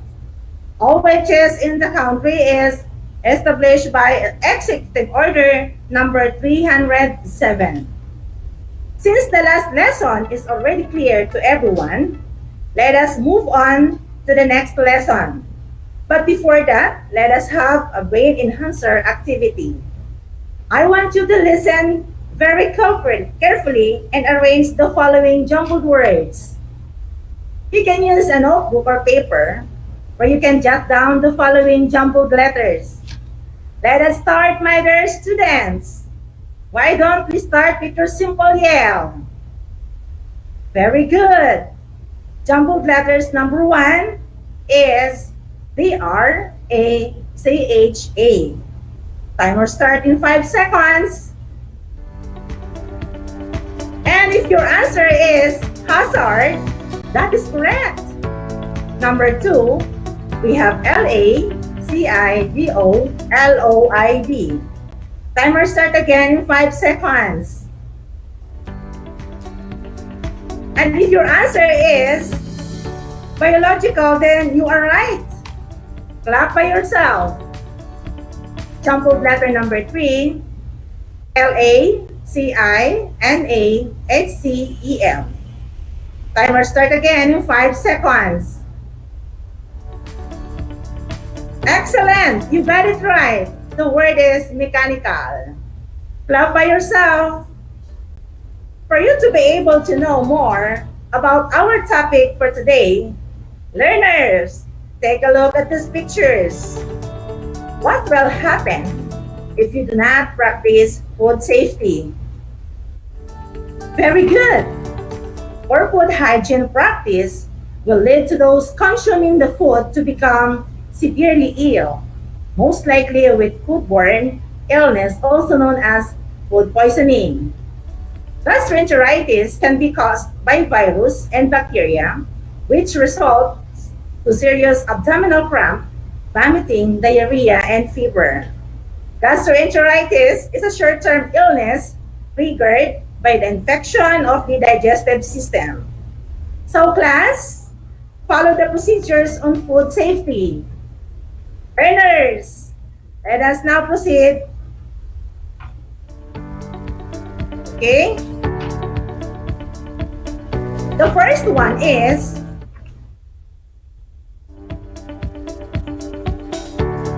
keeping the food covered to protect you from harmful bacteria. Second one,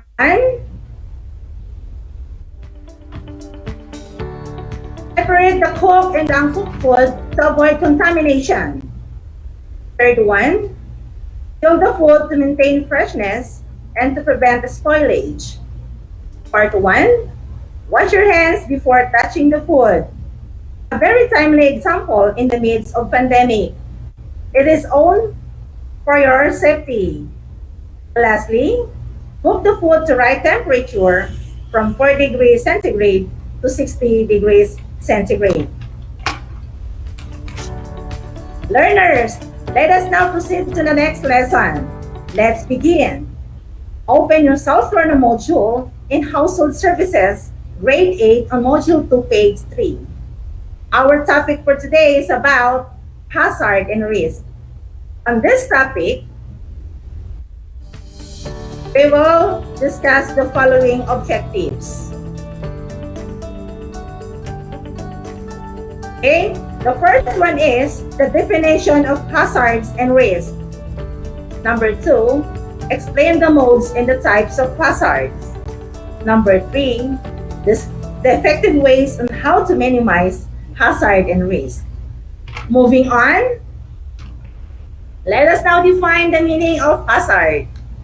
Hazard, it is a situation that poses a level of threat to life, health, property, or environment. We'll give an example of hazard. Very good. Examples are electricity, chemicals, and working out a ladder. Next, let us also define the meaning of risk. Risk, it is the probability and exposure to a hazard leading to a negative consequence. Or simply, risk equals hazard and exposure times exposure. Will you give an example of risk? Anyone? If there is no, take a look with the picture. The convenience outlet is overloaded. There is a chance of explosion. So as you can see, there is a spark already. Therefore, the risk is high. So observe safety while always doing housekeeping. Did you get it, class? Great!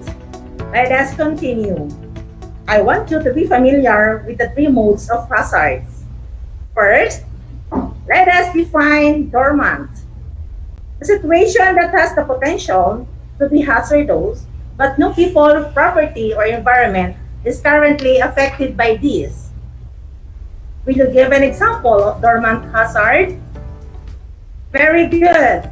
Here are the examples. A broken tiles and defective bus. Regulator.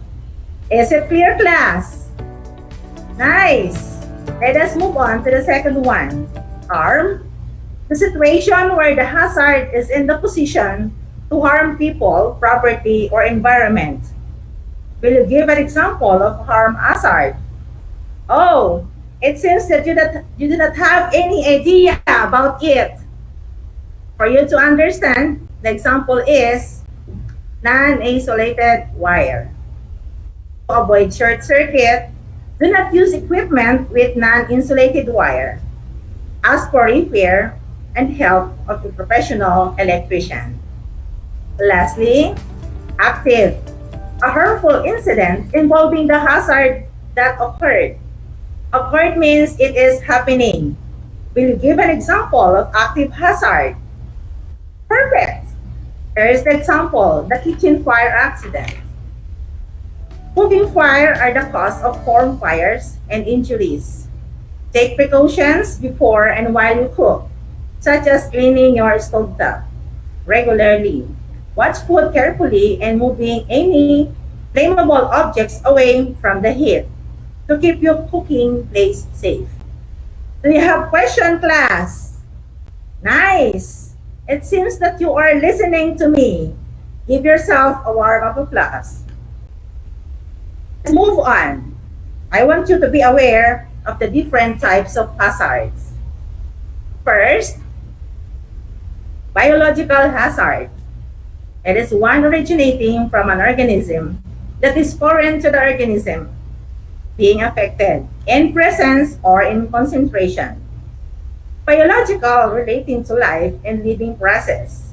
When we say foreign organism, these are microorganisms can enter the human body. Salmonella infection is a common bacterial disease that affects the intestinal tract.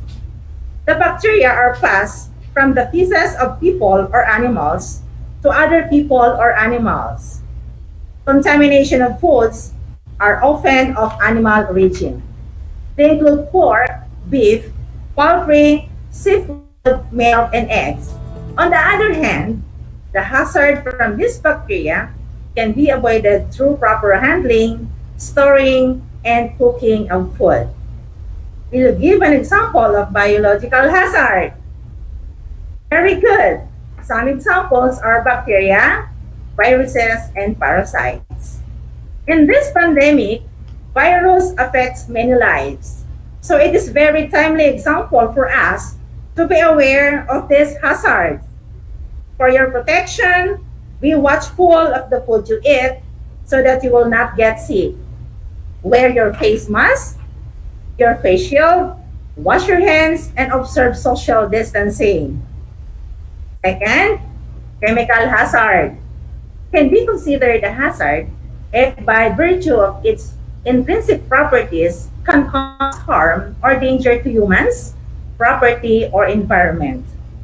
We'll give an example of chemical hazard. Great! Here are the examples of chemical hazards. Pesticides, chemicals, and cleaning agent. Okay, so let us move on. The third one is mechanical hazard. Okay, so it is a hazard involving a machine or a process. We'll give an example of mechanical hazard. Great job! It is good that you are listening to me. Okay, here are the examples. Vacuum cleaner, floor buffer, and blender. Vacuum cleaner, a device that uses an air pump to suck up dust and dirt, while floor buffer, also known as floor polisher. And blender machine, used in the kitchen for breaking down the food from soft and liquid food. To prevent hazard of this equipment, read the instructional manual on how to use it. The fourth one, physical hazard, is naturally occurring process that has potential to create loss, damage, and physical hazard often has both human and natural elements. Naturally occurring means existing by nature without artificial aid. Human elements like accidents in the workplace. Will you give an example of physical hazard? Excellent! Are the examples: broken ceiling, broken wall, slip and trip hazard, and knife cut. A ceiling collapse can cause injuries. If it is hit in the head, a traumatic brain injury often occurs. Maintain falls free of slip and trip hazard. Keep knives sharp and use them properly to prevent cuts while you are cutting vegetables and meat. Remember that housekeeping is not just cleanliness, but it includes preparing and cooking of food. You must observe safety all the time. Lastly, ergonomic hazard is a physical factor within the environment that harms the musculoskeletal system. Musculo means muscles. Can you give an example of ergonomic hazard? It seems that you want to raise your hand, Trixie. Exactly, you are right. Improper sitting position, reaching of high load, lifting of heavy load are examples of ergonomic hazard. A very timely example in this pandemic is when you are answering your module, make sure that you are sitting properly to avoid this hazard. Do you have questions, learners? Very good. Moving on, how can we minimize the effect of hazards to human? Nice. I am happy every one of you wants to answer. We can reduce the effects through the following measures. Number one, by identifying hazard at your workplace, you will be better prepared to control and prevent accident or injury occurring. Number two, the hazards are identified and mitigated in order to minimize the probability of accident. Number three, be always alert, observant, and aware of the hazard signal for your safety. Do you have question, class? Great! Okay, so class, that is our lesson for today. Now, my dear students, we can proceed to evaluation. I would like you to get a sheet of paper or a short quiz. I want you to listen carefully and write your answer on your paper. I will read the question twice for you to have enough time to think of the answer. Dear learners, are you ready? Nice! For your instruction, it is a multiple choice type of quiz. Write the letter of the correct answer. Number one, it is one originating from an organism that is foreign to the organism being affected. A, biological. B, chemical. C, mechanical. Number one, it is one originating from an organism that is foreign to the organism being affected. A, biological. B, chemical. C, mechanical. Number two, pesticides, insecticides, and cleaning agents are examples of A, biological. B, chemical. C, mechanical. Number two, pesticides, insecticides, and cleaning agents are examples of A, biological. B, chemical. C, mechanical. Number three, It is a physical factor within the environment that harm the musculoskeletal system. A, biological. B, physical. C, ergonomic. Number 3, it is a physical factor within the environment that harms the musculoskeletal system. A, biological. B, physical. C, ergonomic. Number 4, broken ceiling, broken wall, slip and trip, and knife cut are examples of A, biological, B, ergonomic, C, physical. Number 4, broken ceiling, broken wall, slip and trip, and knife cut are examples of A, biological, B, ergonomic, C, physical. Number 5, vacuum cleaner and floor buffer, floor polisher, and blender are examples of A, physical, B, chemical, C, mechanical. Vacuum cleaner, floor buffer, or floor polisher, and blender are examples of A, physical, B, chemical, C, mechanical. Are you done, my dear students? It seems all of you want to check the paper. I still have 5 seconds to double check your answer. Time is up. We are now ready to check your answer. Here are the answers. Number 1, A. Number 2, B. Number 3, C. Number 4, C. And number 5, C. Did you get the correct answers? Very good. Okay, count the number of the correct answers. Who got perfect score of 5, learners? Very good. You listened to our lesson very well. Congratulations. Clap for yourself. For those who got 4 to 3, job well done. Clap also by yourself. For those who got 2 and below, still okay for trying. Next time, you listen very well and take note the important details. For your assignment, take 1 picture of hazard and 1 risk that you observe at home and paste it in a short bond paper. Okay? For me to know that you understand the topic, let us have a question and answer. What is the possible hazard and risk that you will encounter outside? Please type your answer in the chat box.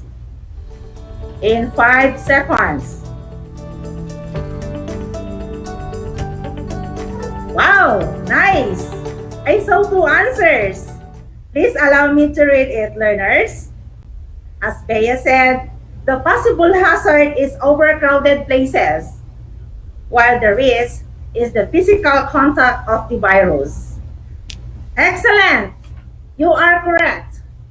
Another, as Carl said, the possible hazard is road, while the risk could be a slippery road surface after the rain. Wow, you are also correct. I am glad that you understand my lesson. With that, congratulations to all of you and thank you for your active participation. Okay, that's all for today, learners. I hope that you learned a lot for today and apply this learning in your daily lives. If you have questions about our lessons, just text me on my smart number 0920-209-1227. I will be glad to be with you again in our next episode and another topic. This is Project Shine, Aral TarlakHenyo, brought to you by the Department of Education, Division of Tarlac Province, in cooperation with DCTC 828 AM station, sponsored by our ever-supportive Congressman Charlie Cuangco of the 1st District Representative. Thank you and more blessings po. This is Teacher Grace of the DAP High School. I would like to end up by saying, always be responsible for your own action and you will reduce the risk for the accidents that might happen. Stay at home and be safe. Remember, in TLE, there are skills, knowledge, and progress. Again, this is Teacher Grace, now signing off. Thank you and God bless.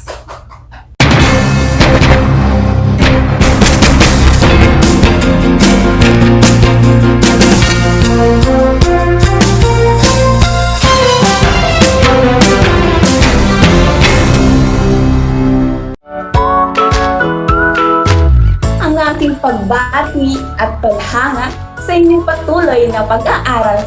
Welcome sa ating Aral TarlakHenyo sa RTV Tarlac, Channel 26. At sa DZTC, Radyo Pilipino Tarlac. Narito na ang paaralang walang sawang naglilingkod Mula dito sa Bilyag Dipay, mula dito sa bayan ng San Manuel, mula sa bayan ng San Clemente, mula sa Santa Ignacio, Mula sa bayan ng Victoria, mula sa lungsod ng Tarlac. Teacher Jury Andres Madriaga, ang inyong teacher broadcaster para sa ika-4 na baitang ng PE.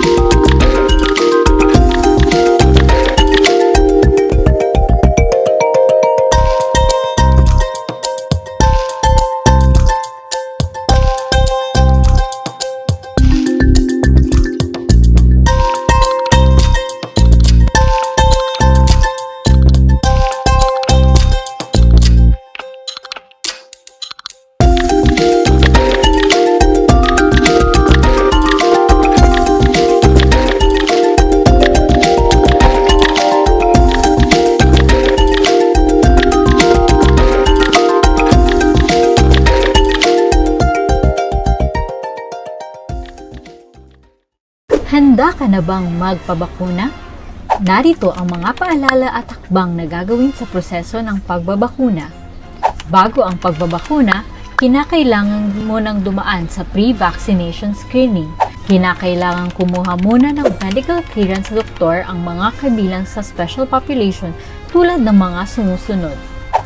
May problema sa immune system, may cancer, may HIV, sumasailalim sa transplant operation, kasalukuyang umiinom ng steroids, mga senior citizens na may special conditions.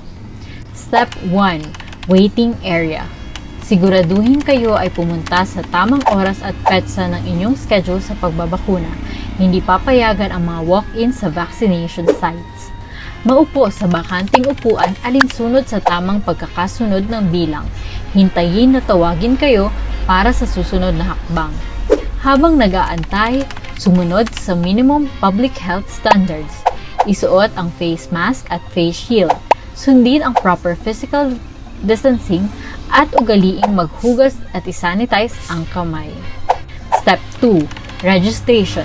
Sundin ang mga patakaran ng inyong LGU o vaccination site sa pag-register at ipakita ang inyong government ID. Bibigyan kayo ng kopya ng informed consent form, health screening form, at mga pamphlet tungkol sa bakuna na pwede ninyong basahin. Hintayin na matapos ang proseso ng registration bago pumunta sa susunod na hakbang. Step 3. Screening. Kayo ay isa sa ilalim sa health screening at tatanungin tungkol sa inyong kalusugan tulad ng history of COVID-19 exposure, history of vaccination, mga gamot na iniinom, kung may allergies at iba pa. Ito ay para makasiguro kung angkop para sa inyo ang magpapakuna sa kasalukuyan. Step 4. Health Education. Makinig sa ibabahaging importanteng impormasyon tungkol sa pagbabakuna para sa COVID-19. Kung mayroon pa kayong ibang katanungan, sumangguni sa ating mga vaccination staff. Siguraduhin na pirmahan ang consent form na pumapayag kayong magpabakuna bago pumunta sa susunod na hakbang. Step 5. Vaccine Administration. Ito ang panahon kung saan kayo ay babakunahan sa loob ng 1 hanggang 2 minuto. Huwag kalimutan na kunin ang inyong vaccination card pagkatapos matanggap ang bakuna. Step 6. observation, alinsunod sa Department of Health, ang lahat ng magpapabakuna ay kailangang manatili sa pasilidad ng 15 hanggang 30 minuto para obserbahan kung may hindi magandang nararamdaman. Ang ating medical staff ay nakatutok sa inyo para ma-monitor ang inyong kalusugan. Bibigyan kayo ng mga pangalan ng health facility o hotline o contact kung saan pwedeng pumunta kung kinakailangang sumangguni dahil sa side effects ng bakuna. Narito rin ang mga paalala na dapat tandaan. Siguraduhin bumalik sa schedule para sa pangalawang dose ng bakuna. Laging tandaan na kahit nabakunahan ka na, ay huwag pa rin kalimutang sumunod sa minimum public health standards tulad ng pagsasanitize ng mga kamay, pagsusuot ng face mask at face shield, at pagdidistansya sa iba ng 1 metro. Ito ay para na rin sa ating proteksyon at sa proteksyon ng iba. Para sa karagdagang impormasyon, bisitahin ang mga sumusunod na pages. Tara sa Vida Vaccination!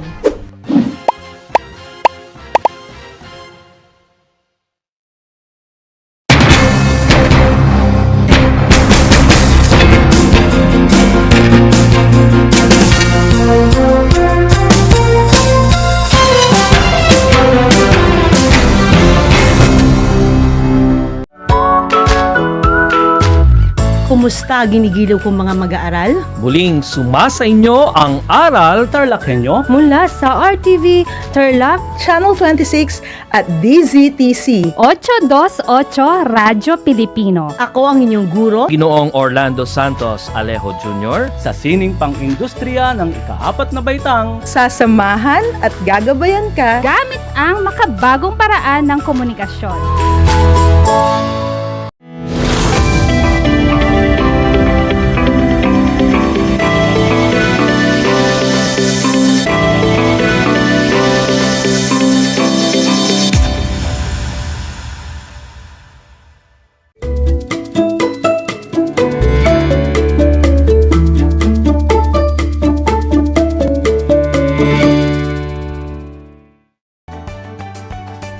Welcome sa ating Aral TarlakHenyo ng Schools Division of Tarlac Province. Hatid sa inyo ng RTV Tarlac, Channel 26 at ng DZTC 828 Radyo Pilipino Tarlac. Magandang buhay! Narito na naman tayo nagsisikap at nagpupunyagi na maging makadiyos, makatao, makakalikasan, at makabansa. Kumusta kayo mga ginigilo kong mag-aaral mula sa 9 na baitang? Ang aking pagbati at paghanga sa inyong masidhing pagpupunyagi sa patuloy na pag-aaral sa himpapawid upang matuto sa kabila ng hamon ng pagkakataon, ang COVID-19 pandemic. Ako ang inyong guro sa Araling Panlipunan Grade 9 para sa araw na ito, Binibining Regelan P. Jaos, magtuturo sa inyo via remote live broadcasting mula dito sa bayan ng Kapas Tarlac. Sasamahan at gagabayan kayong maunawaan ang nilalaman ng ating aralin sa araw na ito. At ito ay may kinalaman sa impormal na sektor. Bago pa man tayo magsimula sa ating talakayan, ay narito ang iilan sa mga paalala. Siguraduhin ninyo na nasa lugar kayo ngayon na komportable at maayos na napapanood o naririnig ang ating broadcast. Matanong ko lang, nagmerienda ka na ba?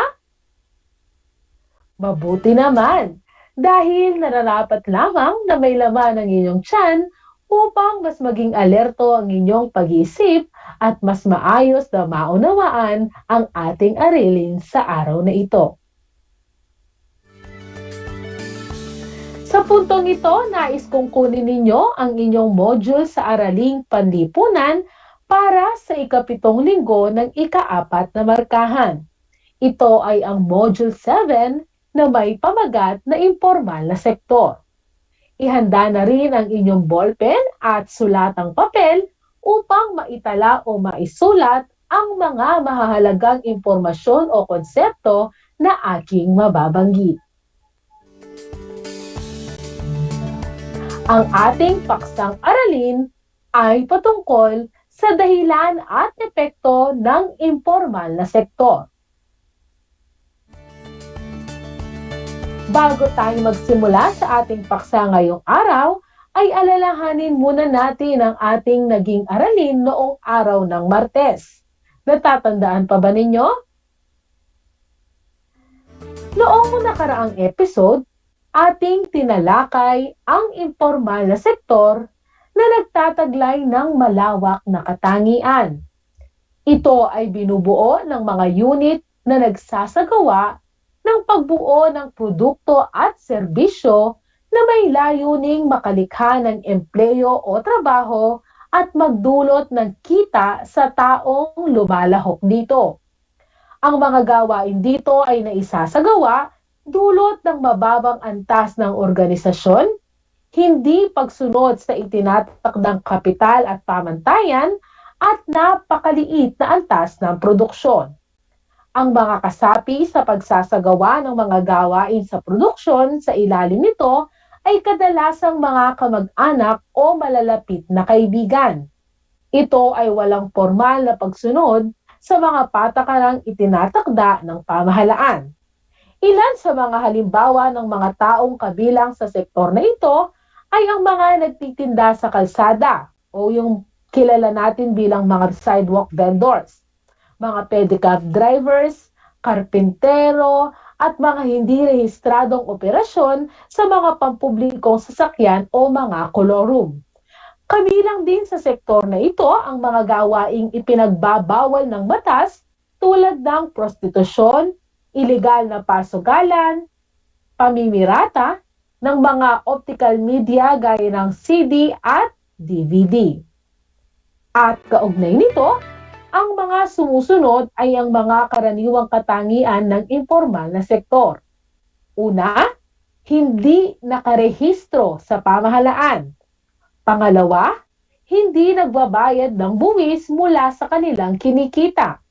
At pangatlo, hindi nakapaloob sa legal at formal na balangkas na inilatag ng pamahalaan para sa pagnenegosyo.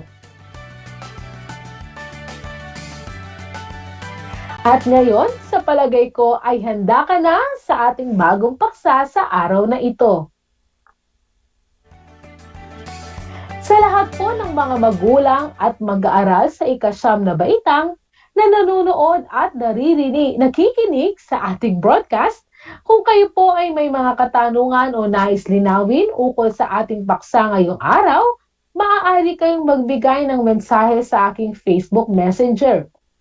I-type lamang po ang facebook.com/rehelia.ana o tumawag o mag-text sa numerong 0977-425-0552. Uulitin ko po, ang numerong maaari ninyong tawagan ay 0977-425-0552. Sa puntong ito, tayo ay magsisimula na. Maraming mga magkakaugnay na salik ang itinuturing dahilan kung bakit patuloy na lumalaganap ang informal na sektor. Sa pangkalahatan, sinasalamin ng pag-iral ng informal na sektor ang hindi pantay ang pag-unlad ng mga sektor ng ekonomiya. Maliban pa rito, ang kakulangan ng sapat na hanap buhay o kung hindi naman ay ang tamang pagpapatupad ng batas tungkol sa paggawa ay ilan sa dahilan sa pag-iral ng informal na sektor. Samantala, ayon sa aklat na economics, mga konsepto at aplikasyon ni Nabalitaw, ang mga sumusunod ay ilan sa pinaniniwalaang kadahilanan kung bakit pumapasok ang mga mamamayan sa informal na sektor. Una, para makaligtas sa pagbabayad ng buwis sa pamahalaan. Pangalawa, makaiwas sa masyadong mahaba at masalimuot na proseso ng pakikipagtransaksyon sa pamahalaan o ang tinatawag na bureaucratic red tape. Sa aspektong ito ay pumapasok ang labis na regulasyon ng pamahalaan. Susunod, kawalan ng regulasyon mula sa pamahalaan na kung saan ang mga batas at programa ay hindi na ipapatupad ng maayos. At ang ikaapat, makapaghanap buhay ng hindi nangangailangan ng malaking kapital o puhunan at mapangibabawan ang matinding kahirapan. Maliban pa rito ang migrasyon ng mga tao mula sa kanayunan patungo sa Metro Manila at iba pang malalaking lungsod ay isa ring dahilan kung bakit patuloy na lumalaki ang impormal na sektor.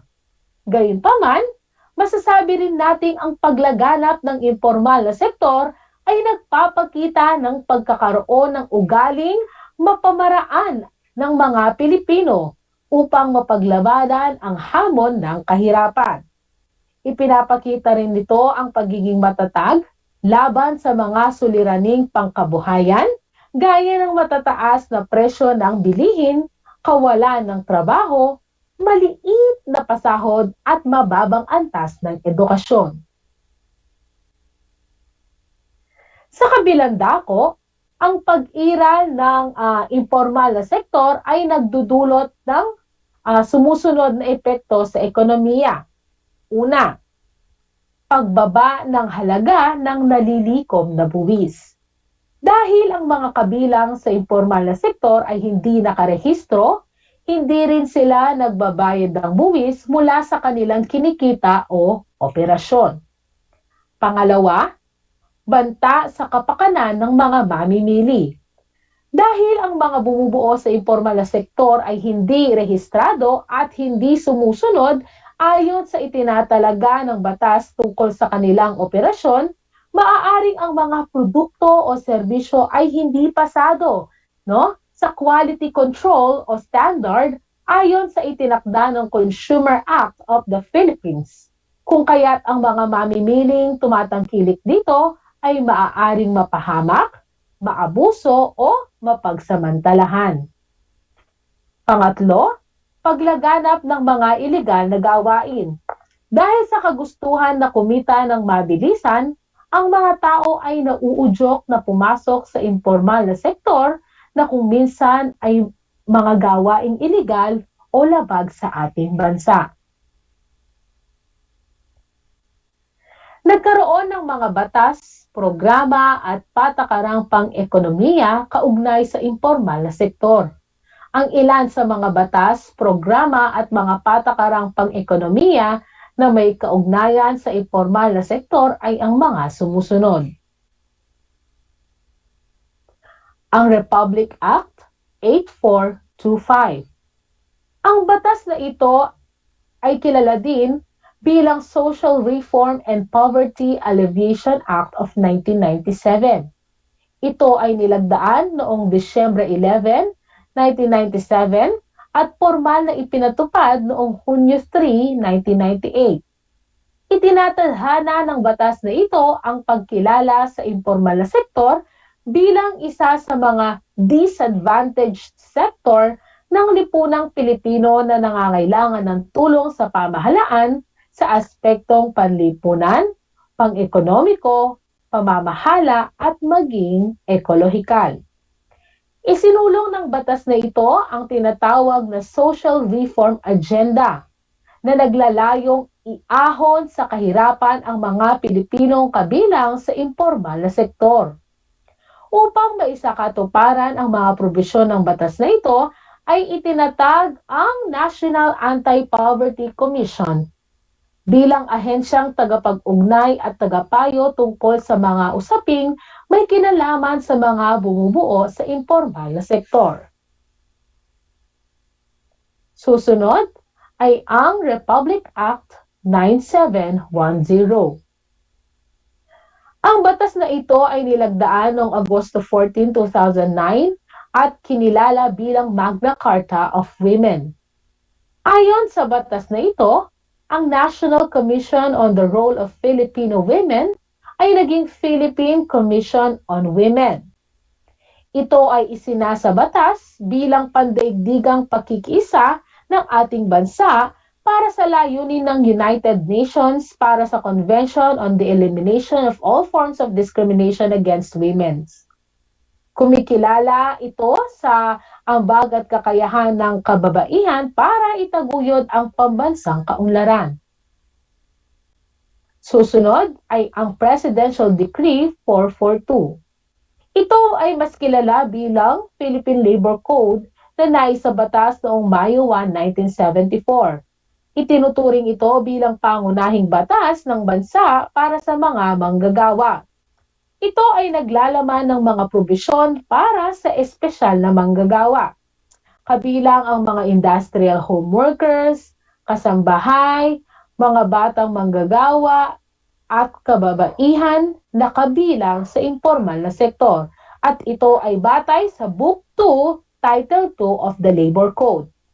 Ito ay may probisyon tungkol sa pagsasanay na dapat ipagkaloob sa mga manggagawa upang mapaghusay pa ang kanilang mga kasanayan. Susunod dito ay ang Republic Act 7796. Ito ay ang Technical Education and Skills Development Act of 1994 na nilagdaan bilang batas noong Agosto 25, 1994. Layunin ng batas na ito na hikayatin ang kabuuang partisipasyon at pagkikiisa ng iba't ibang sektor ng lipunan gaya ng industriya, paggawa, lokal na pamahalaan, teknikal at bukasyon na may institusyon upang mapaghusay ang mga kasanayan para sa pagpapataas o pagpapaibayon ng kalidad ng yamang tao ng ating bansa. Sa ilalim din nito ay itinalaga ang Technical Education and Skills Development Authority o mas kilala bilang TESDA bilang ahensya ng pamahalaang itinatag upang makapagbigay ng edukasyong teknikal. Susunod ay ang Republic Act 8282. Ito ay tinatawag din bilang Social Security Act of 1997. Itinatadhana ng batas na ito na tungkulin ng Estado na paunlarin, pangalagaan at itaguyod ang kagalingang panlipunan at seguridad ng mga manggagawa. Higit sa lahat, kung sila ay dumanas ng pagkakasakit, kapansanan, panganganak, pagsapit sa katandaan at kamatayan. Upang maisakatuparan ito, ipinag-utos na lahat ng mga manggagawa sa pribado sektor, maging ang kabilang sa informal na sektor ay maging bahagi ng Social Security System o SSS bilang ahensya ng pamahalaan na may tungkulin para itaguyod ang pansiguruhan ng kapanatagang panlipunan ng mga Pilipino. Susunod ay ang Republic Act 7875. Ito ay naging batas noong Pebrero 7, 1995 at kinilala bilang National Health Insurance Act of 1995. Sa pamamagitan nito ay naitatag ang Philippine Health Insurance Corporation o PhilHealth na naglalayong mapagkalooban ang lahat ng mga mamamayang Pilipino ng isang maayos at sistematikong kasiguruhang pangkalusugan. Nakapaloob sa programang ito na ang pamahalaan ay magkakaloob ng subsidy sa mga mamamayan na walang sapat na kakayahang pinansyal sa oras na sila ay magkaroon ng pangangailangang medikal at pangkalusugan gaya na lamang ng operasyon at hospitalization program. Maliban pa sa mga nabanggit na mga batas sa bansa, may iba pang ipinatutupad para sa mga partikular na sektor ng manggagawang Pilipino. Tulad ng Magna Carta for Small Farmer, Magna Carta for Small Enterprises, at Barangay Microbusiness Enterprises Act. Samantala, ang sumusunod ay ilan sa mga programa at proyekto ng pamahalaan para sa mga mamamayan na bumubuo sa informal na sektor. Ang DOLE Integrated Livelihood Program o DILP, okay? Ang programang ito ay ipinatutupad ng Department of Labor and Employment o DOLE na nauukol sa pangkabuhayang pangkaunlaran sa pamamagitan ng mga pagsasanay ng mga mamamayan, partikular na para sa mga self-employed at mga walang sapat na hanap buhay. Ang Self-Employment Assistance Kaunlaran Program o CK, no? Isa sa mga pangkabuhayang programa ng DSWD na nagbibigay ng mga gawain at pagsasanay upang mapaunlad ng mga mahihirap na pamilya ang kanilang mga kasanayan at makapagsimula ng sariling negosyong pangkabuhayan at pagtatayo ng mga samahang panlipunan na maaaring magpautang sa mga kasapi gaya ng Self-Employment Kaunlaran Association. Susunod ay ang Integrated Services for Livelihood Advancement of the Fisher Folks o ISLA. Ang proyektong ito ay para sa mga munisipalidad o bayan na ang pangunahing ikinabubuhay ay pangingisda. Tinutulungan ng pamahalaan ang mga mangingisda sa pamamagitan ng pagkakaloob sa mga pagsasanay upang mas mapahusay pa nila ang kanilang hanapbuhay. Maliban pa rito, nagtatayo sila ng mga training centers para sa mga mangingisda at kanilang pamilya upang sanayin sa iba pang alternatibong mga gawaing pangkabuhayan na maaari nilang mapagkunan ng karagdagang kita. Susunod ay ang Cash for Work Program o CWP. Ito ay programa ng DSWD na kung saan sa ilalim nito, ang mga biktima ng kalamidad o mga evacuees ay bibigyan ng kabayaran kapalit ng serbisyong kanilang isasagawa o pagtulong sa panahon ng rehabilitasyon at rekonstruksyon ng mga nasalantang lugar. Dito na nagtatapos ang ating talakayan patungkol sa dahilan at epekto ng impormal na sektor. Pero para makasiguro ako na kayo talaga ay nakinig at naunawaan ang ating naging talakayan, tayo ay magkakaroon ng maikling gawain. Ihanda muli ang inyong ballpen at sagutang papel. At para sa ating panuto, isulat niyo lamang ang titik ng may tamang sagot. Para sa unang katanungan, alin sa mga sumusunod ang hindi kabilang sa mga dahilan kung bakit pumapasok ang mga mamamayan sa impormal na sektor? A. Makaligtas sa pagbabayad ng buwis sa pamahalaan. B. Mapangibabawan ng matinding kahirapan. C. Makapaghanap buhay ng hindi nangangailangan ng malaking kapital o puhunan. Letter D. Pinayagan ng Central Bank of the Philippines. Susunod, alin sa mga sumusunod na programa ang ipinatutupad ng Department of Labor and Employment na nauukol sa pangkabuhayang pangkaunlaran sa pamamagitan ng mga pagsasama ng mga mamamayan, partikular na para sa mga self-employed at walang sapat na hanap buhay? A. DOLE Integrated Livelihood Program. B. Cash for Work Program. C. Integrated Services for Livelihood Advancement of the Fish Folks. At D. Self-Employment Assistance Kaunlaran Program. Number 3. Alin sa mga sumusunod ang pangkabuhayang programa ng Department of Social Welfare and Development? A. Cash for Work Program. B. DOLE Integrated Livelihood Program.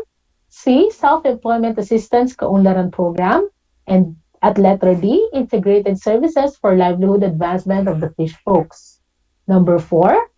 Alin sa mga sumusunod ang hindi kabilang sa epekto ng ekonomiya dahil sa pag-iral ng impormal na sektor? A. Pagbaba ng halaga ng nalilikom na buwis. B. Banta sa kapakanan ng mga mamimili. C. Paglaganap ng mga iligal na gawain. D. May quality control o standard. Number 5. At ito na ang huling katanungan.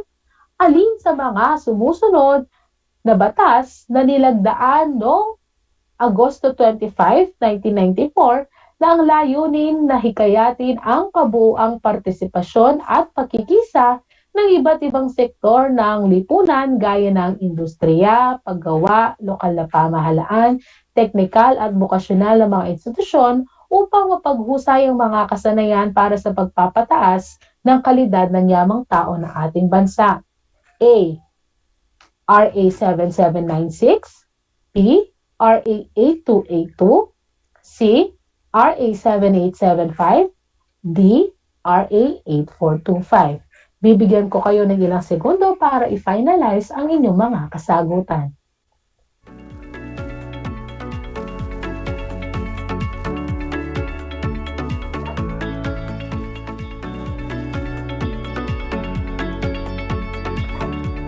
Ayan, hinihiling ko ang inyong buong katapatan sa pagwawasto ng ating gawain. Tandaan, honesty is the best policy. Narito ang mga kasagutan para sa number 1, letter D, number 2, letter A, number 3, letter C, at number 4, letter D, number 5, letter C. Lubos ang aking pagbati sa inyo dahil confident ako na kayo ay nakakuha ng perfect score. Palakpakan ninyo ang inyong mga sarili. Sa ating susunod na talakayan ay ating pag-aaralan o aalamin ang mga mahahalagang konsepto sa panlabas na sektor.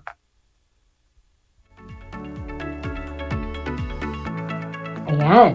Isang paalala, maaaring ipasa ang nasagutang module sa inyong barangay hall sa itatakdang pagsauli at pagkuha ng module.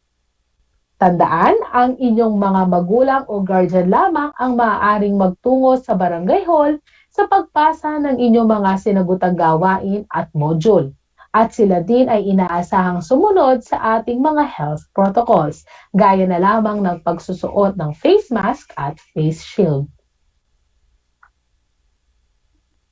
Inaasahan ko na kayo ay natuto sa ating talakayan sa araw na ito. Muli, ako ang inyong guro sa Araling Palipunan Grade 9, Binibining Regialan P. Jaos, na nagsasabing ang pag-aaral sa Araling Panlipunan ay daan sa pagiging makadiyos, makatao, makakalikasan at makabansa. Hanggang sa muli!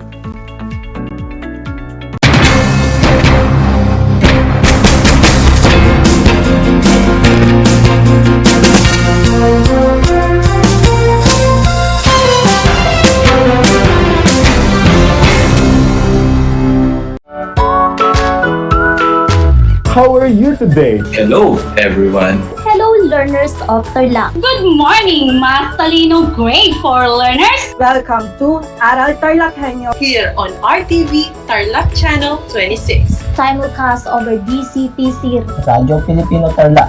I'm Sir Glenn, your teacher broadcaster. Broadcasting live here at Paniki Tarlac. Remotely here in Concepcion, Tarlac. Live here at Barangay Pedro Elquines, Mayantok, Tarlac. Broadcasting live from Ramos National High School. Your anchor teacher today for grade 9 mathematics. your partner in education this time of pandemic.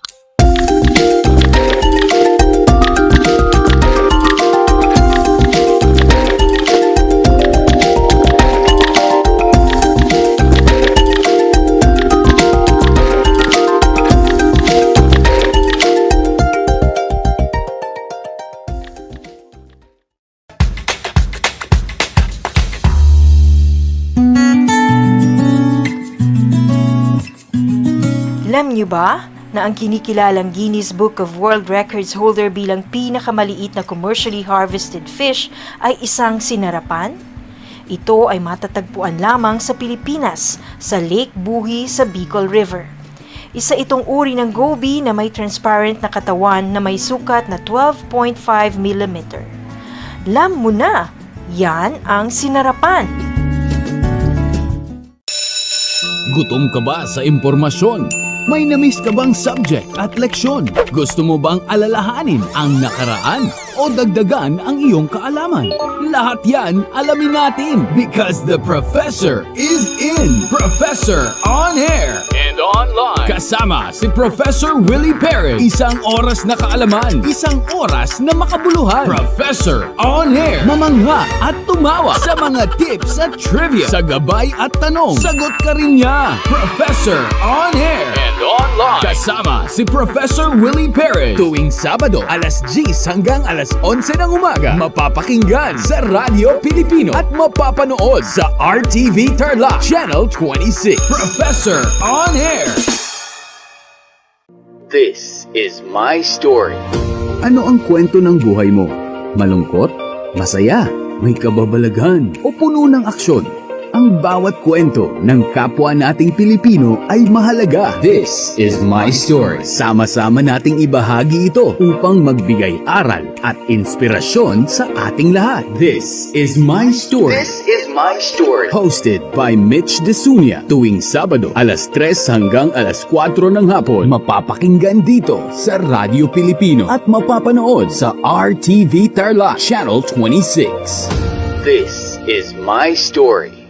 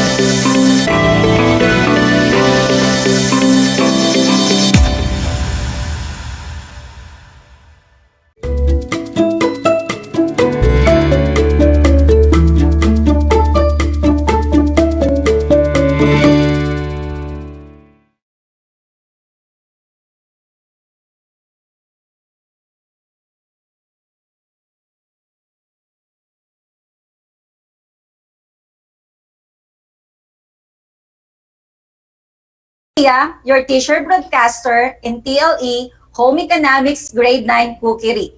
Broadcasting live here at DEPED High School, Bamban Tarlac, will teach you on how to store dessert. Learners, please also invite your parents to join us in a new learning experience through radio and television. This is Project Shine, Aral TarlakHenyo. At this point, I want you to prepare your self-learning module in TLE 9. As well as your pen, paper, or notebook so you can take down some notes and pointers to remember as we go along with the lesson.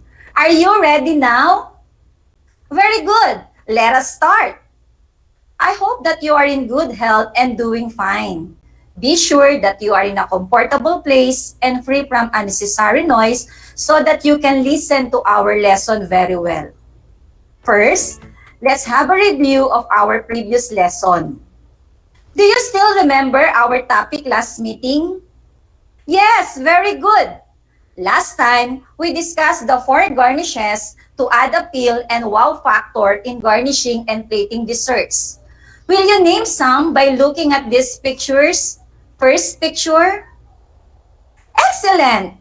Simple but nutritious garnish, that is fruit garnish. Second picture. Okay, you're right. A very common and useful ingredient that is not garnish.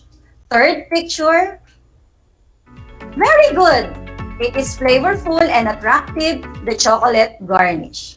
Fourth picture. Good job. It is sweet, crunchy, and extraordinary in form, That is cookie garnish. I am amazed that all of your answers are correct. Remember, in plating desserts, garnishes enhance your plate presentation. Always choose garnishes that are appropriate to the ingredients or desserts. Are you ready for our next lesson? Let's begin. Open your self-learning module in Cookery, Grade 9 on Lesson 4.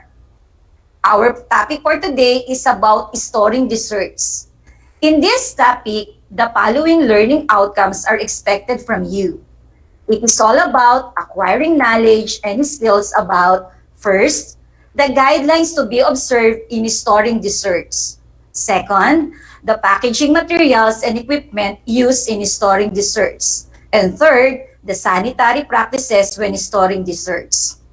Before moving on, let's have a brain enhancer, and it's called Name It. I want you to identify or name picture shown or presented. Just simply identify or give the name of the packaging materials or equipment. You can jot down your answers on a clean sheet of paper.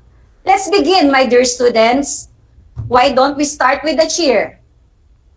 Are you ready? I will give you 5 seconds to answer, and let us start. Number 1, picture. Did you get it? Wow, very good. The picture is glass containers. Number 2, picture. Did you get it, dear learners? Yes, you got it right. The picture is aluminum foil. Next, number 3, picture. If your answer is plastic or cellophane, then you are absolutely right. Number 4, picture. Wow, excellent! The picture is a refrigerator. Now, take a look at these 2 pictures. They simply show how to store and package dessert products. It is very important to preserve the indulgent taste of the dessert without undermining its mouth-watering appearance. The purpose of storing dessert is to enhance freshness and its quality. As many desserts contain eggs and dairy products, they need to be stored properly to avoid the risk of spoiling or food poisoning. Today, let us study the common terms you will encounter in this lesson. First, we have the term refrigerate. Refrigerate means to make or keep food cold or cool at or below to 4 degrees centigrade. Second, the word chilling. Chilling means to make cool, especially without freezing or with a temperature of between 0 degrees centigrade and 4 degrees centigrade. Third, the term freezing. It means to make extremely cold or to harden into ice with a temperature of negative 18 degrees centigrade. And the last one, the cold storage. It refers to storage as a food or ingredient in a cold place for preservation. Moving on for storing cold and hot desserts. As many desserts contain egg and dairy products, they present a potential health hazard if not stored properly. Dairy products such as butter, egg, yogurt, cheese, and milk are pasteurized to eliminate bacteria and make them safe to eat and drink. It is also important for all dairy products to remain under constant refrigeration to prevent the growth of harmful microorganisms like bacteria. Always keep in mind, my dear learners, that proper storage means cool desserts must be covered with plastic or placed in a lidded containers before storing in the cool room. Lids or covers protect your items like desserts from various harmful elements or from substances which could ruin your items or products. And these harmful substances can affect the condition and quality of your products in a negative manner. Can you follow, dear learners? Very good, and you're still with me. Next, we have the guidelines to be observed when storing desserts. First, desserts containing uncooked eggs should be handled with extreme care, as raw egg is a medium in which dangerous bacteria such as salmonella can thrive. This means you need to be really careful with foods like chocolate mousse and uncooked cheesecakes that contain egg whites for aeration. Uncooked eggs may contain salmonella, a type of bacteria that can cause stomach cramps, diarrhea, fever, headache, or food poisoning when consumed. Second, egg custards contain protein which provides good food for bacteria. If custards are not heated and cooled properly and quickly, bacteria that are present in the custard can grow quickly to dangerous numbers. With that, there are health hazards like bacterial contamination and possible food poisoning. Third, any dessert that is not required for immediate consumption must be cooled rapidly and stored in the cool room until required. This is applied for desserts to develop better taste, firmer shape and texture, and to help stop microorganisms like bacteria from growing on it. Fourth, if you plan to keep pre-prepared desserts hot until service, make sure that the temperature of the food is over 65 degrees centigrade. Never leave an egg mixture in a bain-marie for any length of time. Bain-marie is a type of heated bath. It is a piece of equipment used to heat materials gently and gradually to fix temperature or to keep materials warm over a period of time. Any dessert that has been kept hot in a bain-marie for a while should be discarded at the end of service. Fifth, if milk and cream are used in desserts like trifle and custards, they must not be left to stand at room temperature for any length of time. They must be kept in the refrigerator or cold storage equipment until the last possible moment to prevent the risk of food poisoning or foodborne diseases. Lastly, many desserts have limited storage life. Make sure you check with your supervisor and follow organizational requirements. Following first in, first out method is very essential. This method helps home and food service industry to keep their food storage organized and to use food before it goes bad. It also helps keeping the food fresher and helps prevent mold and pathogen growth. Can you still follow, dear learners? Very good. Now, let's move on to the packaging materials and equipment used for storing desserts. Number 1, the glass container. Glass has many properties which make it a popular choice. As a packaging and storing materials, it does not react with food. It protects the food from crushing and bruising. It has resistance to moisture, gases, odors, and microorganisms.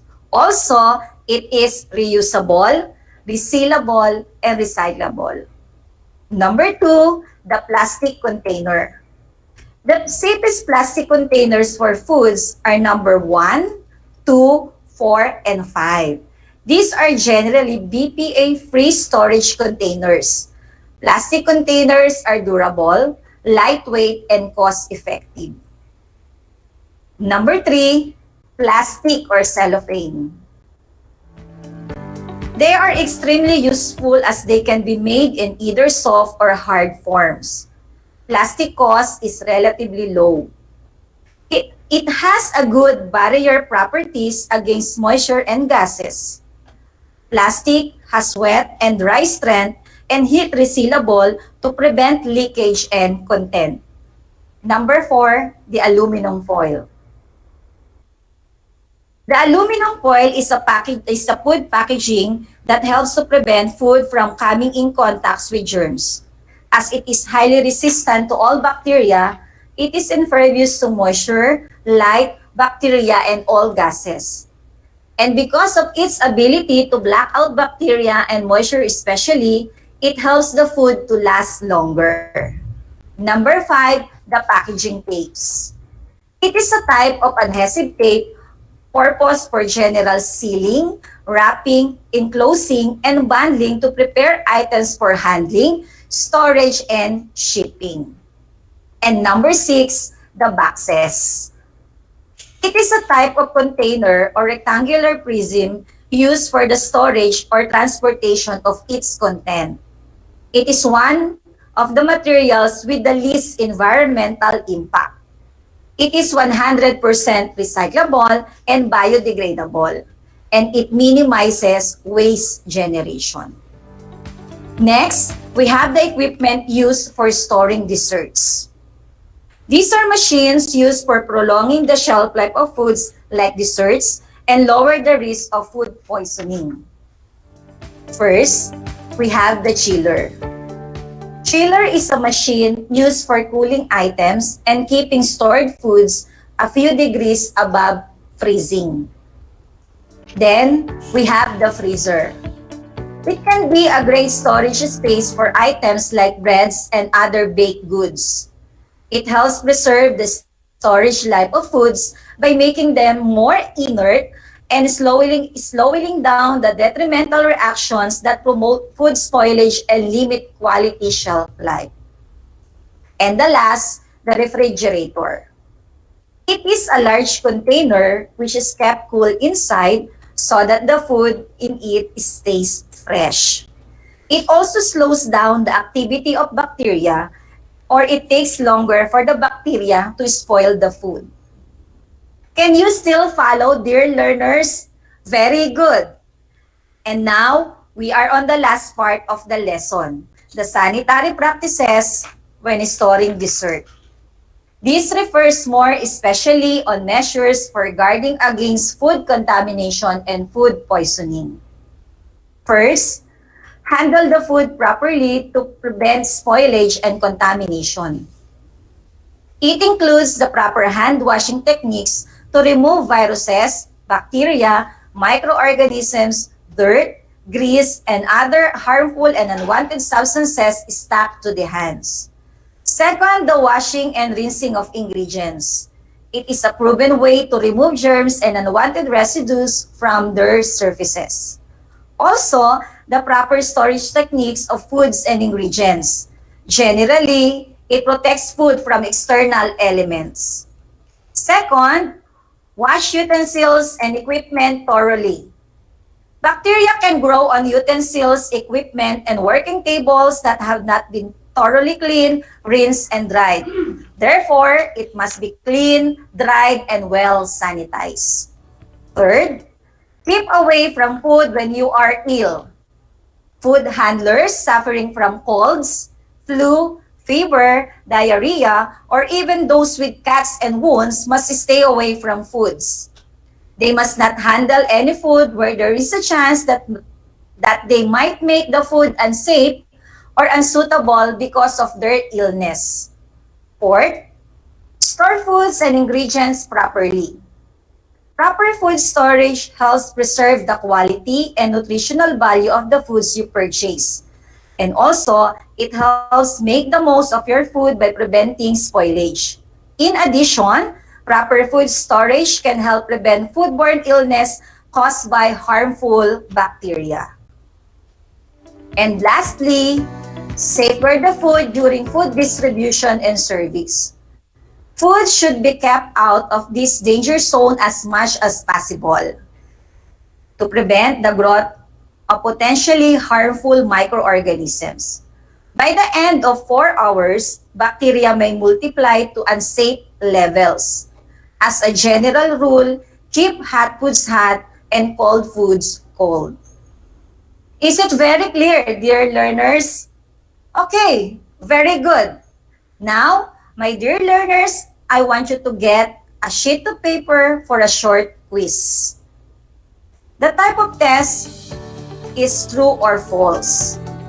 The instruction is, write the word true if the statement is correct and false if not. I will read the statement twice and you have 5 seconds to answer. Learners, are you ready?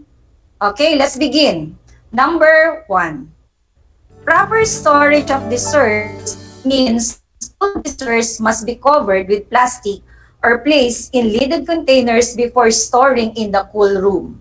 Again, proper storage of desserts means cool dessert must be covered with plastic or placed in lidded containers before storing in the cool room. Number 2. Egg custards contain protein which provides good food for bacteria to grow and multiply. I repeat, egg custards contain protein which provides good food for bacteria to grow and multiply. Number 3, if you plan to keep a pre-prepared dessert hot until service, make sure that the temperature of the food is below 65 degrees centigrade. I repeat, if you plan to keep a pre-prepared desserts hot until service, make sure that the temperature of the food is below 65 degrees centigrade. Next, number 4. If milk and cream are used in desserts like trifle and custards, they must not be left to stand at room temperature for any length of time. I repeat, if milk and cream are used in desserts like trifle and custards, they must not be left to stand at room temperature for any length of time. And last, for number 5, glass container has resistance to moisture, gases, odors, and microorganisms. Again, glass container has resistance to moisture, gases, odors, and microorganisms. Okay, time is up. We are now ready to check your answers. Here are the answers. For number 1, the answer is true. Number 2, the answer is true. Number 3, the answer is false. Number 4, the answer is true. And number 5, the answer is true. Did you get the correct answers? Wow, great. Okay, count the number of your correct answers. For those who get a perfect score of 5, wow, excellent job, well done. For those who got 4 and 3, very good and keep up the good start or keep up your good work. For those who got 2 and below, still you're good and thank you for trying. Please get your module and review your answers on lesson 4. I hope you've enjoyed and learned a lot today and apply these new learnings in your daily lives, most especially during special occasions and holidays.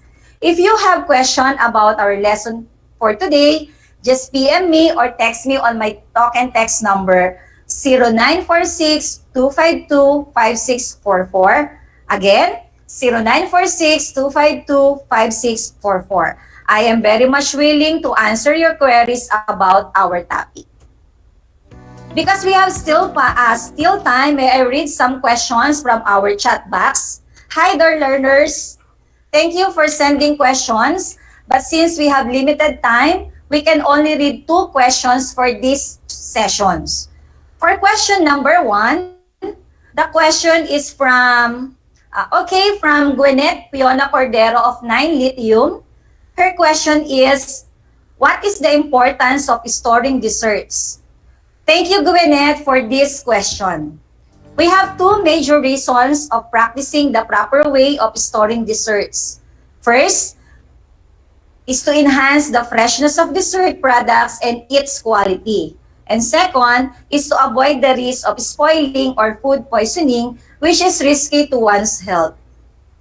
For our next question, question number 2 is from Marlon Panlaki of 9 Titanium. Again, thank you, Marlon, for sending this question.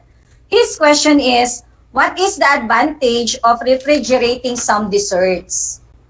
In storing desserts, chilling, freezing, or refrigerating of dessert is essential because it helps to stop bacteria from growing on it.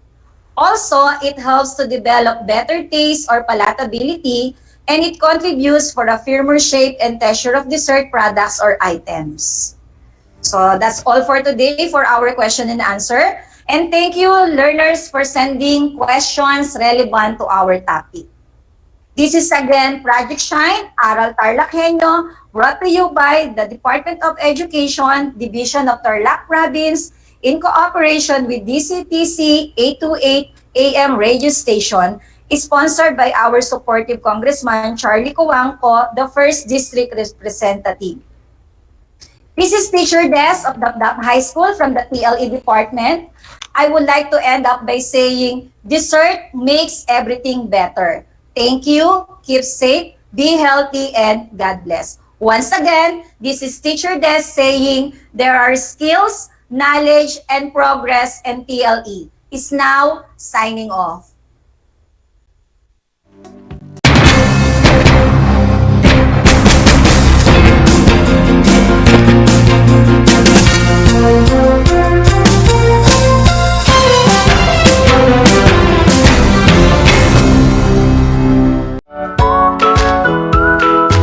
How are you today? Hello, everyone. Hello, learners of Tarlac. Good morning, Mas Talino Grade 4 learners! Welcome to Aral TarlakHenyo Here on RTV Tarlac Channel 26. Simulcast over DCTC. Radyo Pilipino Tarlac.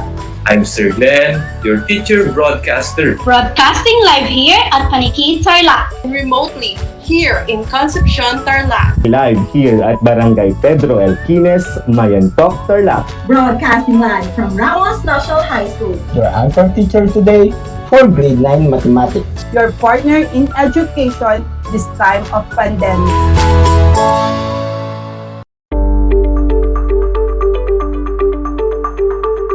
Sa pagnanais na mapigilan ng ating pamahalaan ang pagdami ng bilang ng mga kaso ng COVID-19, binuo ang One Hospital Command Center o OHCC upang mas mabilis na matugunan ang medikal na pangangailangan ng ating mga kababayan.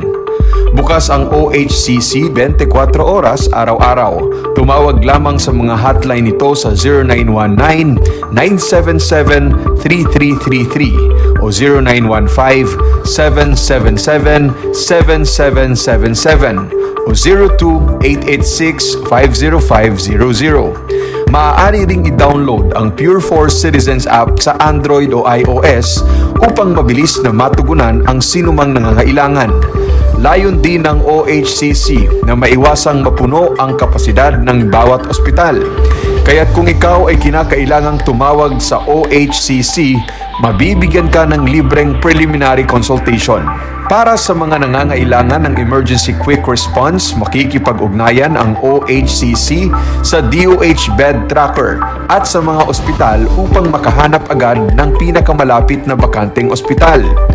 Ang transportasyon o ambulansya naman ng ospital na inirefer ng OHCC sa pasyente ang siyang susundo sa bahay nito. Kaya't kapag ikaw ay nakakaranas ng anumang sintomas ng COVID-19 o nangangailangan ng agarang tulong medikal, tumawag lamang sa OHCC at handa silang tumulong sa lahat ng oras.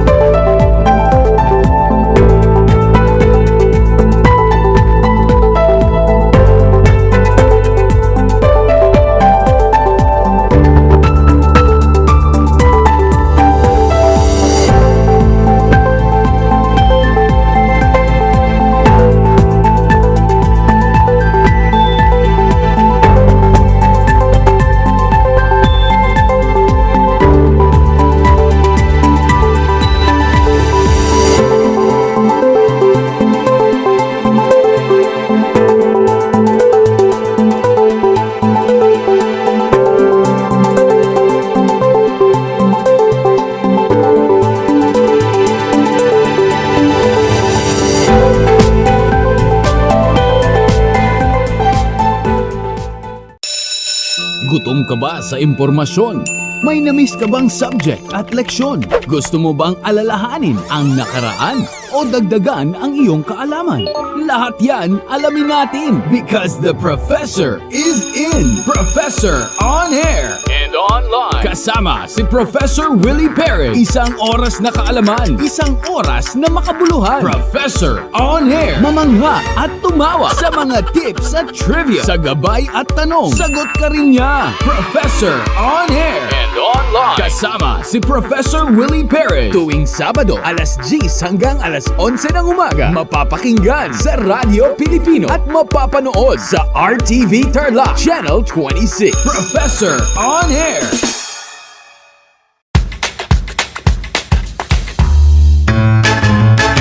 Alam niyo ba na ang salitang yoyo at ang makabagong bersyon nito ay naimbento ng isang Pilipinong nagngangalang Pedro Flores?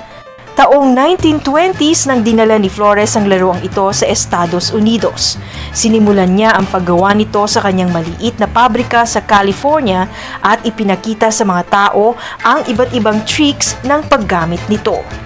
Alam mo na, yan ang yoyo!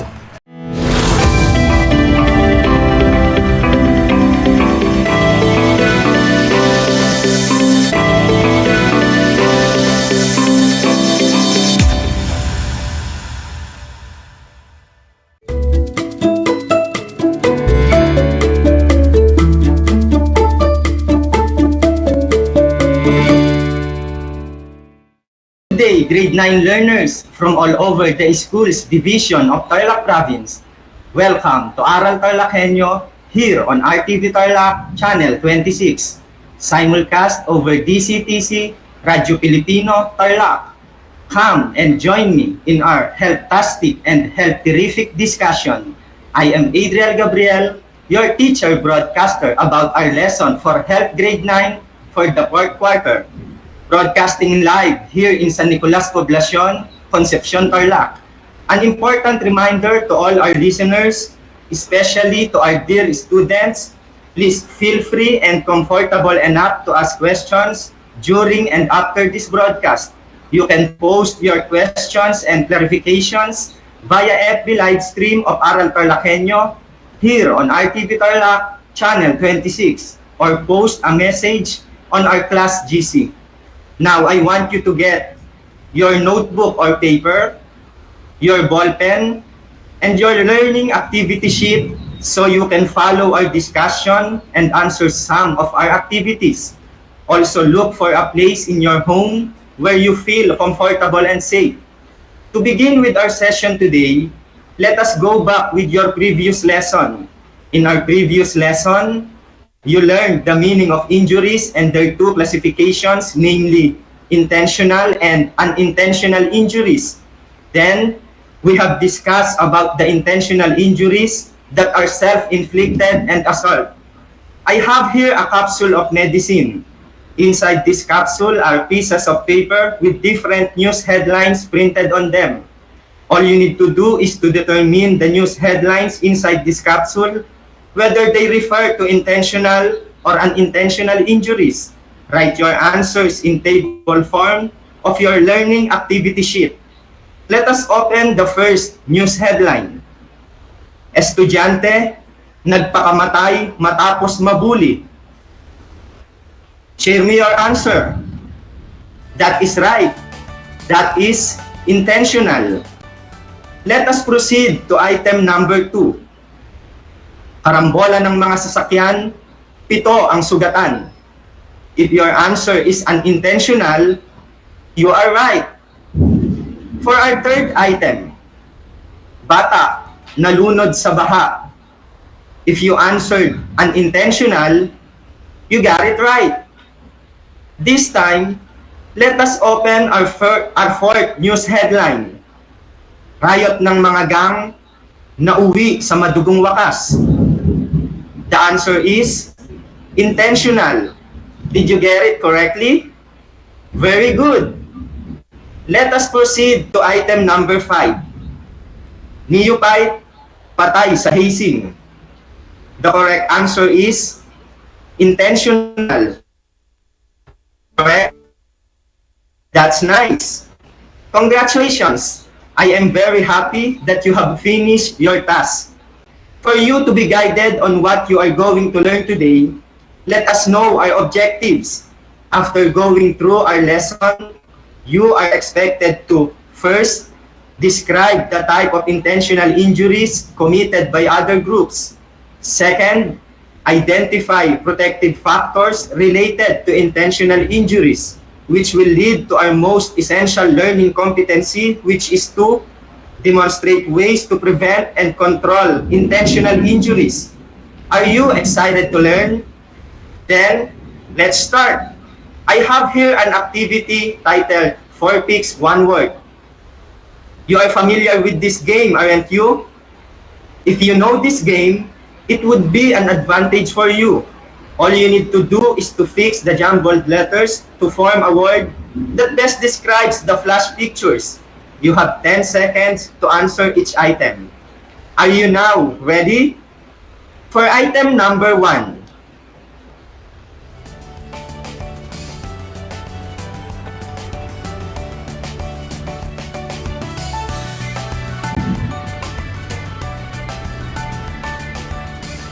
What is your answer? If your answer is gang, you are right. Second item.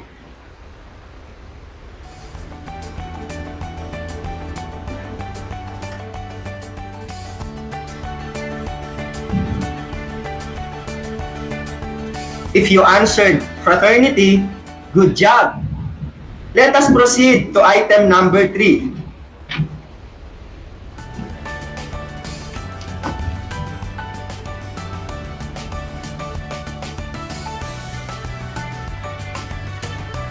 The correct answer is kidnapping. Does your answer correct? That's nice. For item number 4.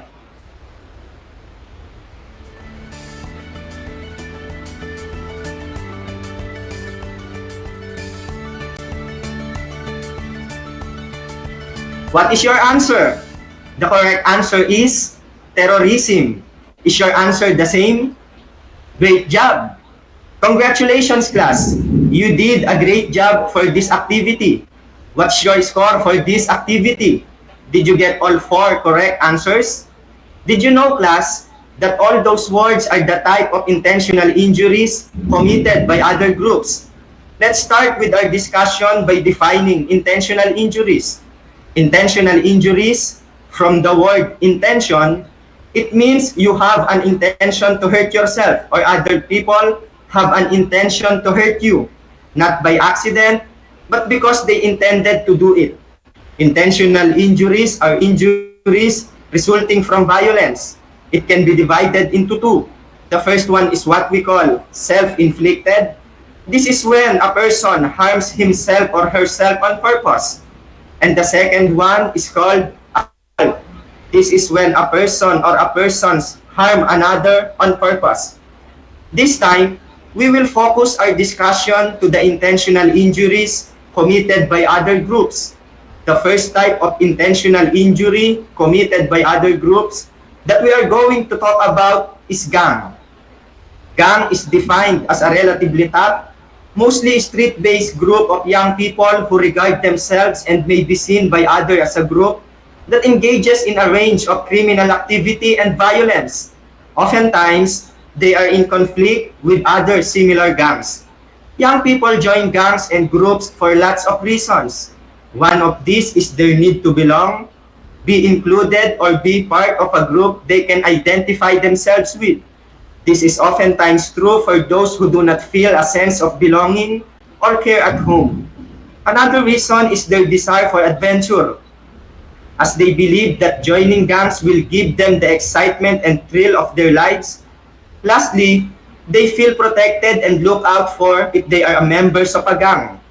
Gang members are responsible for a majority of serious crimes like extortion, theft, and robbery. They are also likely to be involved in selling drugs and more likely to bring weapons to school for fear of attacks from rival gangs. The second type of intentional injury committed by other groups is called illegal fraternity-related violence. A fraternity is a group of people with similar backgrounds, occupations, interests, or tastes. In campuses and universities, fraternities are represented Greek letters. The youth may think of several benefits in joining a fraternity. They may see it as a gain in power and protection. As fraternities have a reputation for being a powerful group, others would regard fraternity members, especially the seniors, as those who will provide the neophytes and lower classmen guidance and assistance. And since most fraternities are based in colleges and universities, some would join fraternities for academic support. Most youth would also join fraternities because of the sense of belongingness that these fraternities would provide. However, it is not easy to join fraternities. To maintain their exclusiveness, fraternity members would require an applicant to undergo a series of initiation rites to become part of the brotherhood. One of these is hazing, or activities that involve harassment, abuse, or humiliation. Hazing can be very dangerous to applicants as they will be subjected to physical and psychological suffering like being beaten with wooden paddles and may cause them a lot of injuries. Some even die in the process, which is why hazing and other forms of initiation rite in fraternities, sororities, and organizations are now being regulated under the Republic Act 8049, known as the Anti-Hazing Law. Under this law, physical hazing is prohibited.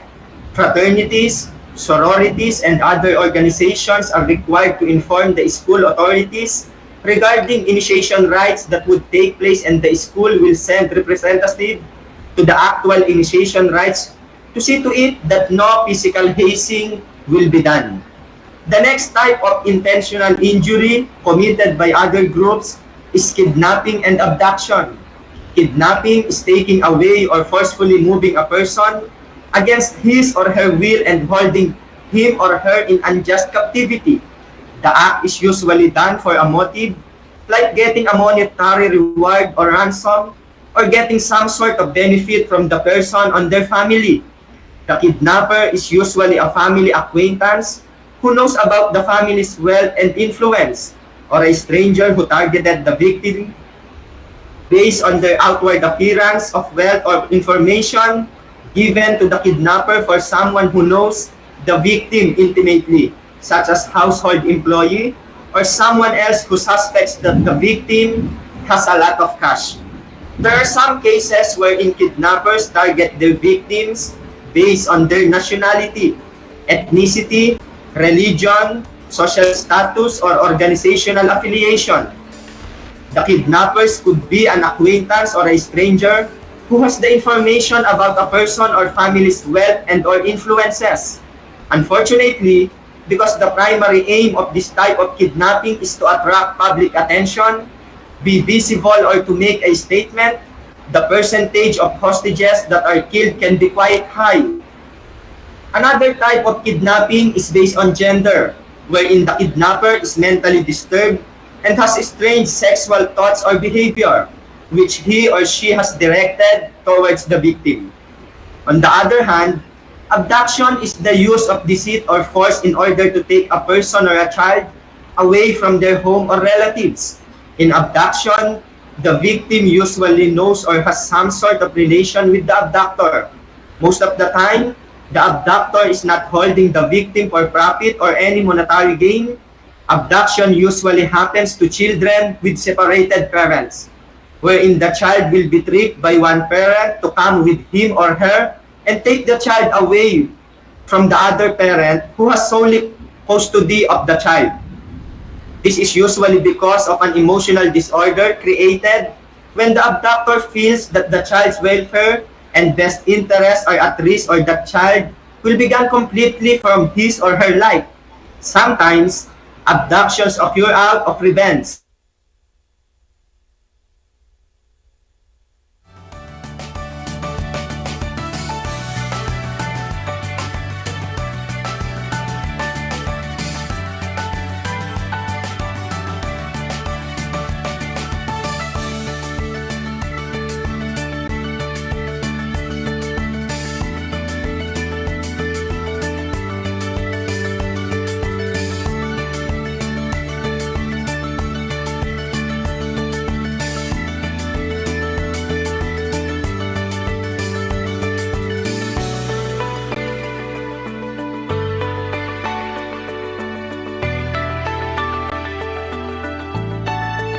Lastly, the type of intentional injury committed by other groups is called acts of terror or terrorism.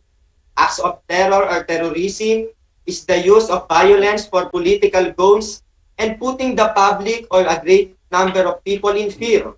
The purpose of these terrorist groups is to produce terror in their victims through the use of violence, fear, and pressure. Terrorists commit acts of violence that draw the attention of the local masses, the government, and the world to their cause. They plan their attack to get the greatest publicity, choosing targets that symbolize what they oppose. The effectiveness of the terrorist act lies not in the act itself, but in the public's or government's reaction to the act. Acts of terror may be categorized into 6. These are the following: state terrorism.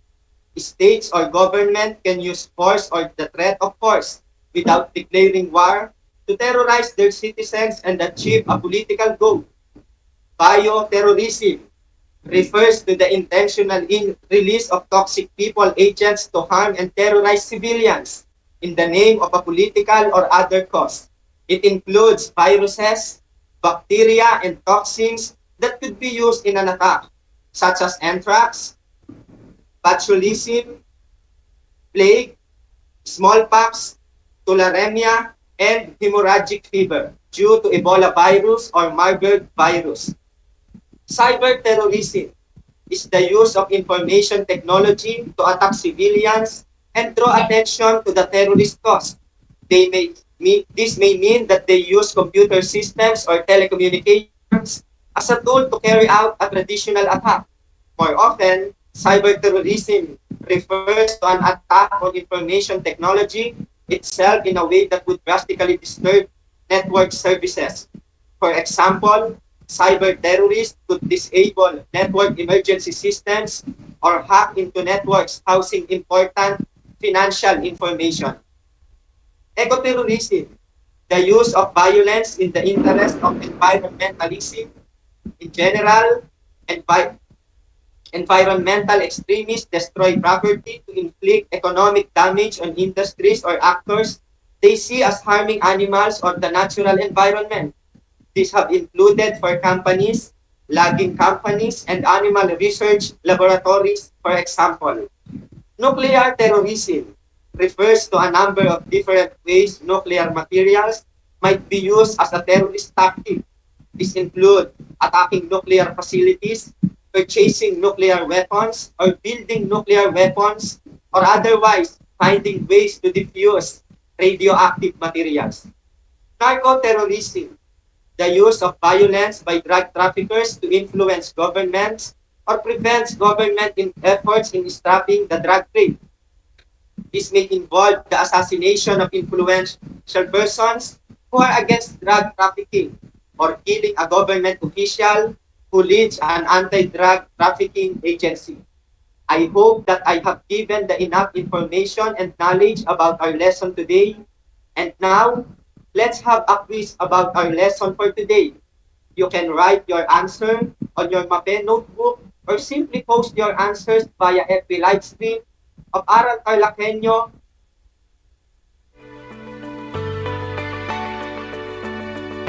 All you have to do is to supply the missing letters to complete each word. Are you now ready? Number 1. Responsible for a majority of serious crimes like extortion, theft, and robbery. What is your answer? That's right. That is gang and youth violence. Number 2. In campuses, universities, fraternities are represented Greek letters.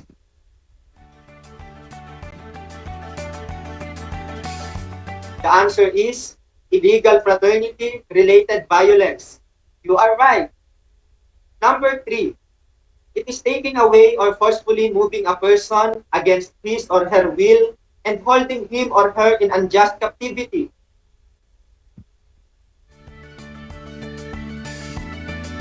The correct answer is kidnapping and abduction. Number 4. It is the use of violence for political goals and putting the public or a great number of people in fear.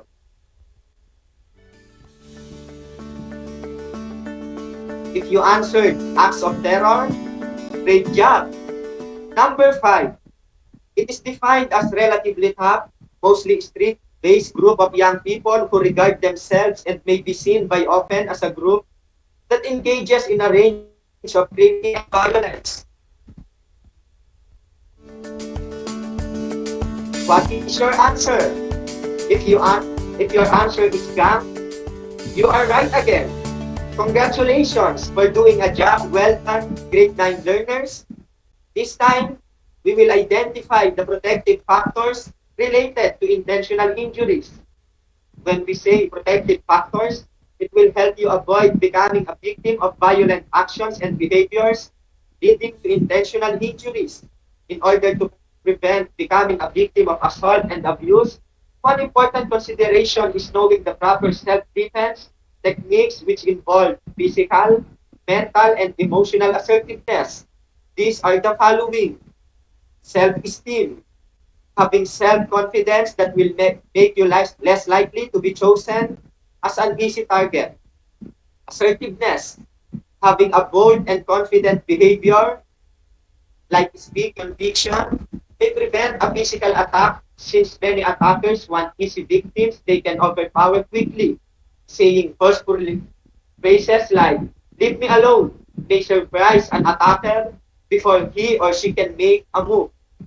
Body language, making direct eye contact and using a strong voice are some actions that can send off a message to the attacker that you are aware of how to take care of your safety and that you will not be victimized easily.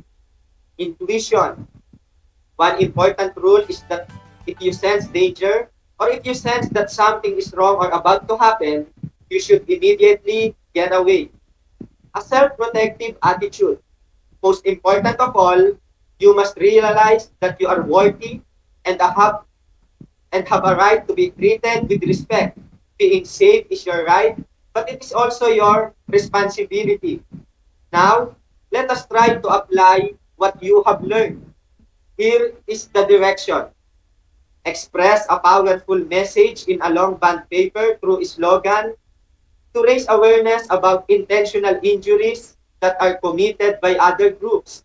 You will be graded according to these criteria.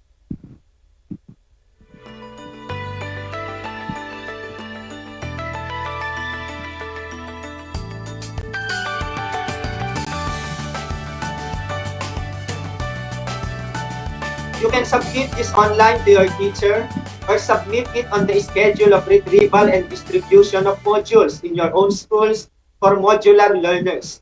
We have successfully achieved the objectives of today's lesson. You are now able to describe the type of intentional injuries committed by other groups. You have identified protective factors related to intentional injuries. I am so delightful to have become a part of your health education journey for today. Once again, I am Sir Adriel Gabriel, your teacher broadcaster. Remember that we only have one precious life and embrace the protective factors that you have right now.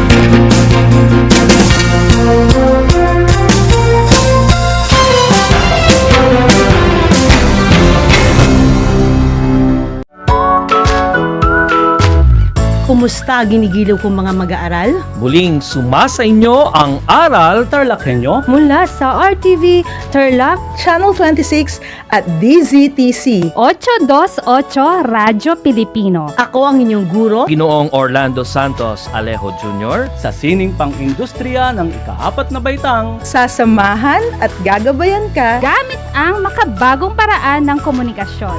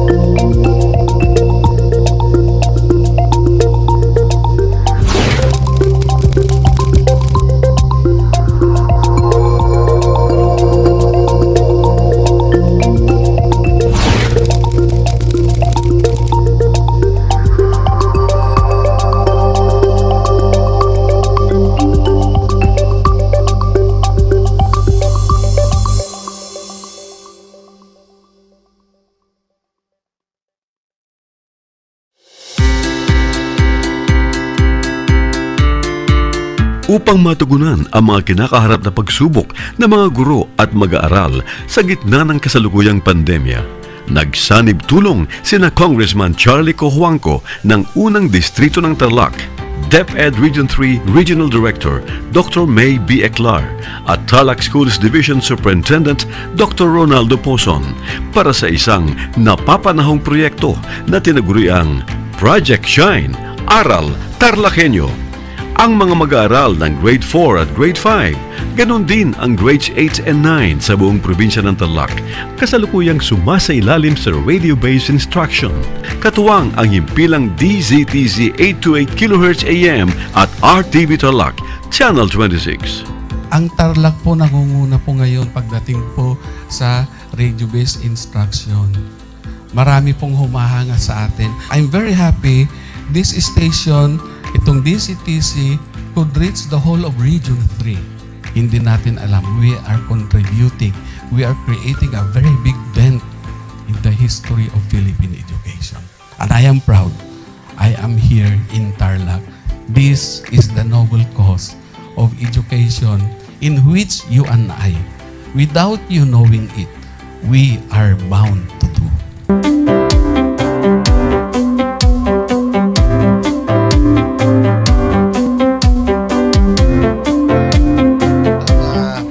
Project natin na Project Shine is a natural consequence dahil sa nangyari sa buong mundo. Let's continue to work together. I think it's very Filipino to practice bayanihan in anything or most of the things that we do. And this is a manifestation of that. No? We have private sector, we have DEPED, we have local government, all working together. And I hope the parents of some of these children, especially the parents that did not graduate from school or hindi nakapag-aral nung sila ay bata, sana naman gamitin na nila itong opportunity na mag-schooling na rin sila kasama ng mga anak nila para mag-bonding pati ang mga magulang sa mga bata. I look at this as doing God's work. Diba? So if you do God's work, it feels right. It's righteous. It's for good, not for evil. Good morning and happy learning, grade 4. Welcome to Aral TarlakHenyo here on RTV Tarlac, Channel 26. Simulcast over DZTZ 828. Radio Filipino Tarlac. I am Teacher Mercy Pacheco Bognot. This is Alistair Aidatu. I am Marie Josephine B. Andrade. I am Teacher Princess Marie M. Dueñas, and I will be your teacher broadcaster for today.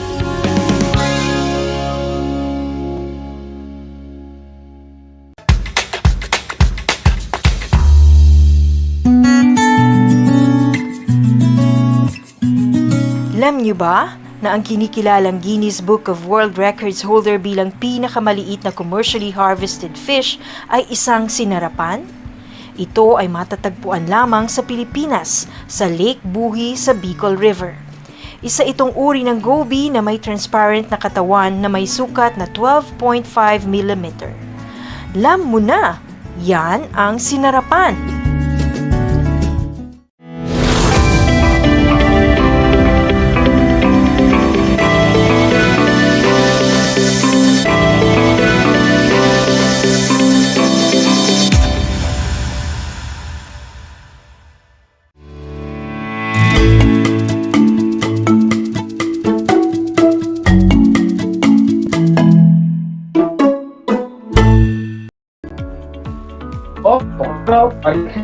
RTV Tarlac.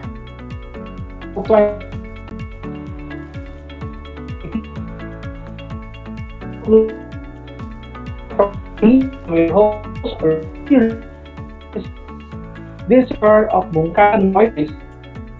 That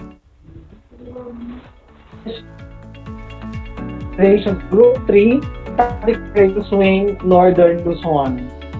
Afternoon to our viewers, listeners. Special mention to our fellow teachers, school heads, and the officials headed by our most esteemed schools division superintendent, Dr. Ronaldo A. Paulson, and of course, our parents and our students. And for this afternoon, we'll be having a special episode once again of Aral TarlakHenyo to talk about some of the programs of the Philippine Air Force. And this afternoon, for the second time, ay makakasama po natin si Sergeant Jekan Bautista, Civil Military Operations Assistance, NCOIC of Tactical Operations Group, Tactical Operations Wing Northern Luzon para pag-usapan ang tungkol sa recruitment process ng Philippine Air Force. I know marami sa ating mga parents at mga estudyante, especially the senior high school student na magtatapos ang nakapanood ng ating episode last week, June 24, who are now planning to join the Philippine Air Force. But before we go on further, let me greet first our guests. Sergeant Jekan Bautista. Sir, good afternoon po and welcome back to DEPED Aral TarlakHenyo.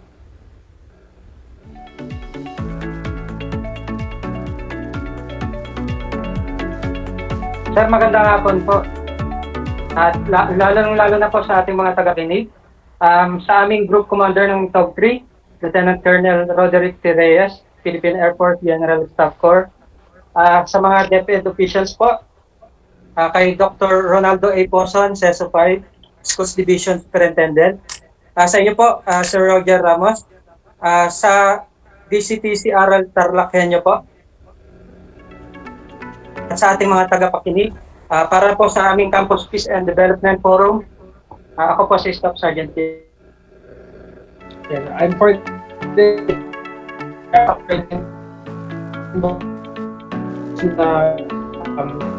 pangkapayapaan sa kaunlaran ng gandang team sa ating lahat.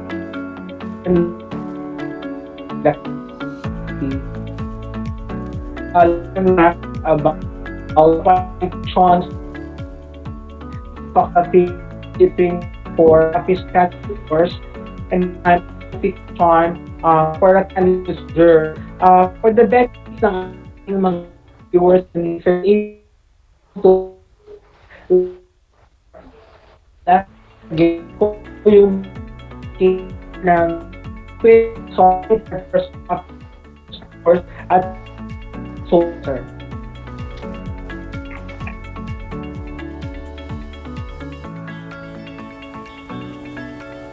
Sir, napuputol.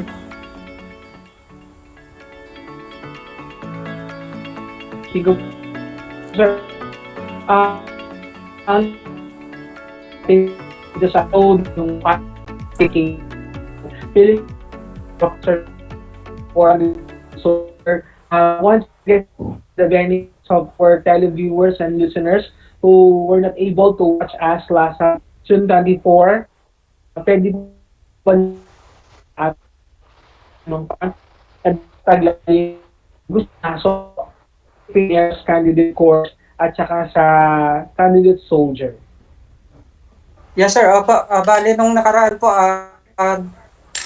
natalakay natin yung mga qualification sa pagpasok sa Philippine Air Force, lalo na sa officer candidate course at saka sa candidate soldier. Tapos yung po mga initial requirements sa pagpasok. Tapos yung po paano mag-apply at kung saan po. At kung nag-a-accept po ng mga walk-in applicants. Yung nag-exam last year pero hindi pumasa, kung pwedeng mag-exam ulit. Kung yung mga may asawa at anak, kung pwedeng mag-apply, hindi po pwede. Kung yung haba po ng training, para sa candidate soldier po ay 4 months, sa officer candidate naman po ay 15 months. Yung pagkakaiba po ng candidate soldier at saka sa special enlistment, yung mga benepisyong makukuha kung makakapasok sa Philippine Air Force. Yun lamang po. Yun lamang po yung mga natalakay natin nung last week, sir. Sir, for the mga viewers, actually yung mga parents kung kasi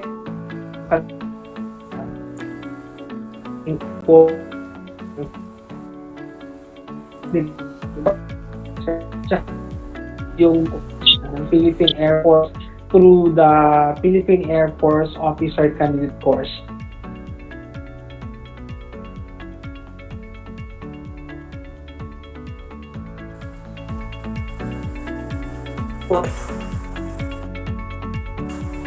Naputol ko yung sinabi.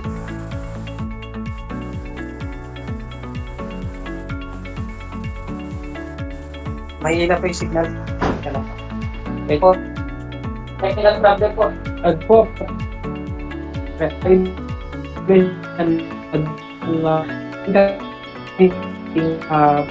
Si Staff Sergeant Jeffen Bautista na ang mga gustong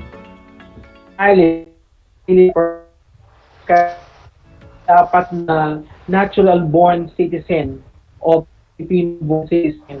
And then sila ay dapat na single, never been married, legal.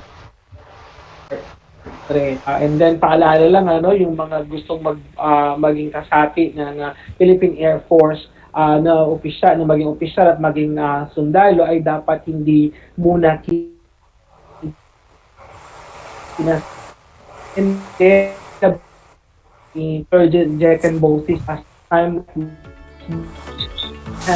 on hand ay yan na mga punay fall over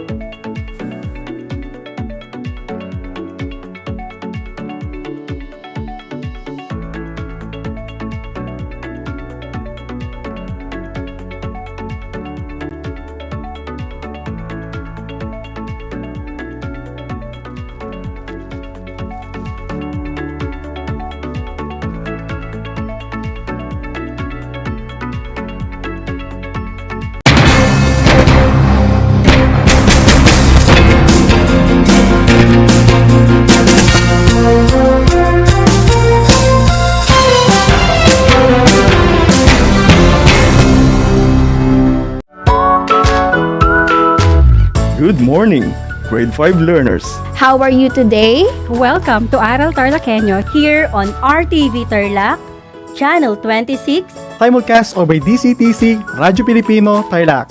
I am Sir Joshua Evaristo, your teacher broadcaster, Aiming to give you another fun-filled learning experience, serving you with the different skills learn and have fun together. Gutom ka ba sa impormasyon? May namiss ka bang subject at leksyon? Gusto mo bang alalahanin ang nakaraan o dagdagan ang iyong kaalaman? Lahat yan alamin natin because the professor is in. Professor on air and online. Kasama si Professor Willie Perez. Isang oras na kaalaman, isang oras na makabuluhan. Professor on air. Mamangha at tumawa sa mga tips at trivia. Sa gabay at tanong, sagot ka rin niya. Professor on air and online. Kasama si Professor Willie Perez. Tuwing Sabado, alas 10 hanggang alas 11 ng umaga. Mapapakinggan sa Radyo Pilipino at mapapanood sa RTV Tarlac Channel 26. Professor on air.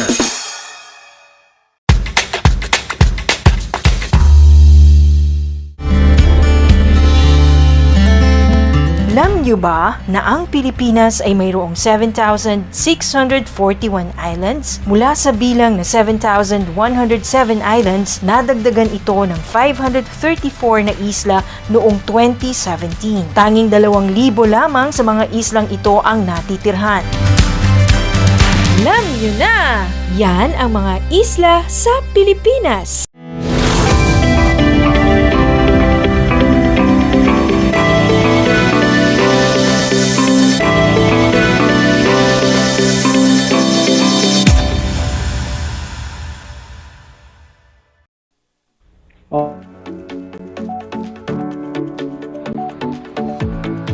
At mga requirements sa pagpasok sa Philippine Air Force Officer Candidate Course and a candidate soldier. At muli ay kasama natin si Staff Sergeant Jeffen Bautista upang ipaliwanag sa atin ang proseso ng recruitment ng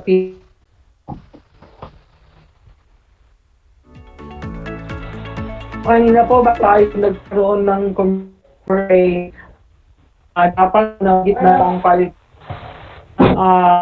pwede masok sa Philippine Air Force, officer candidate course, candidate soldiers such as male and female, natural-born citizen of the Republic of the Philippines,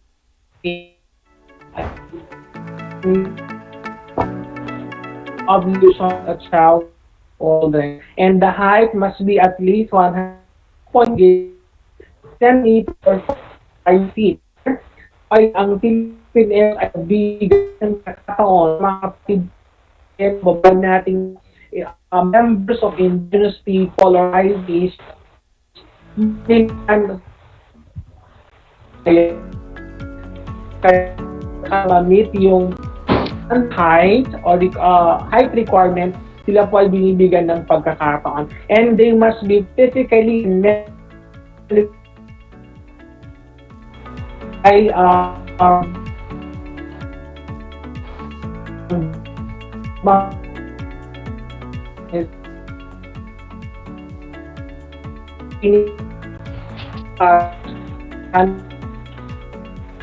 candidate.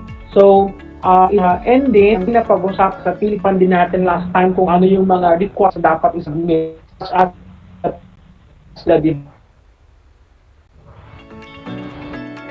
yung latest 2x2 picture with white background at 3x5 whole body picture with white background. So ngayon, meron na po ba tayong application link o open na po ba yung tinatawag na Philippine Air Force Online Registration System para po sa ating mga kababayang Pilipino na gustong pumasok sa Philippine Air Force?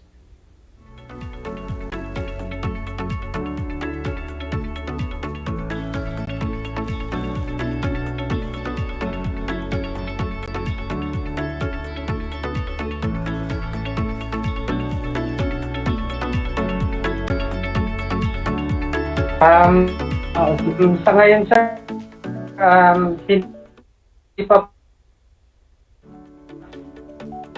open. Bakit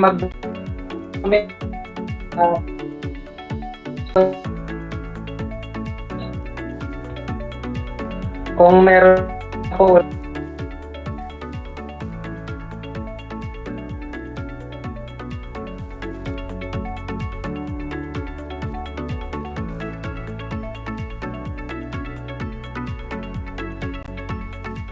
Okay po.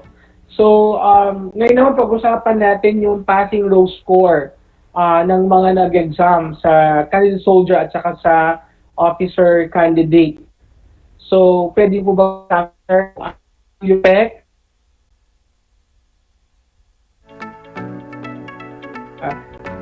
Candidate soldier at saka para sa officer candidate po, sir.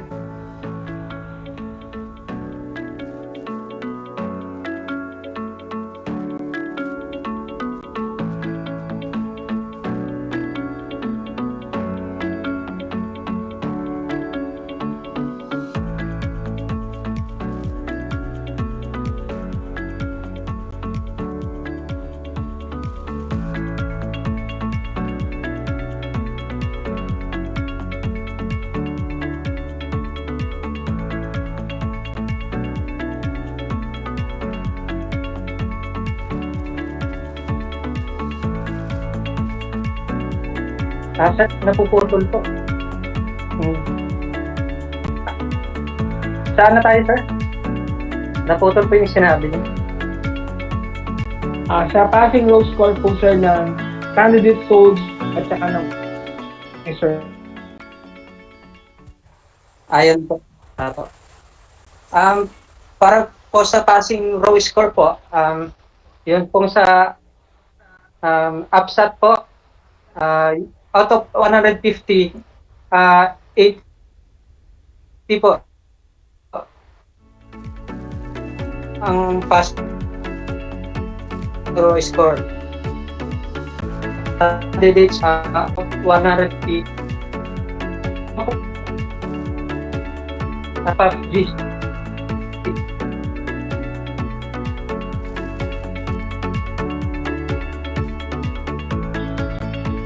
Out of 120 routes, 150 passing routes.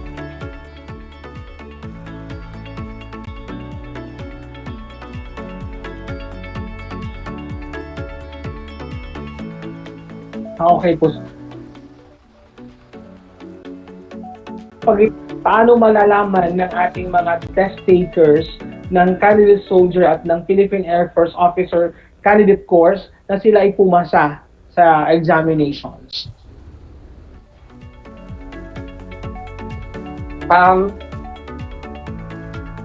Balik po yung sa examination na magte-text po yung namamahala po doon. Nandun mga phone number nila, ite-text po sila para ma-notify po sila. At kung hindi naman po sila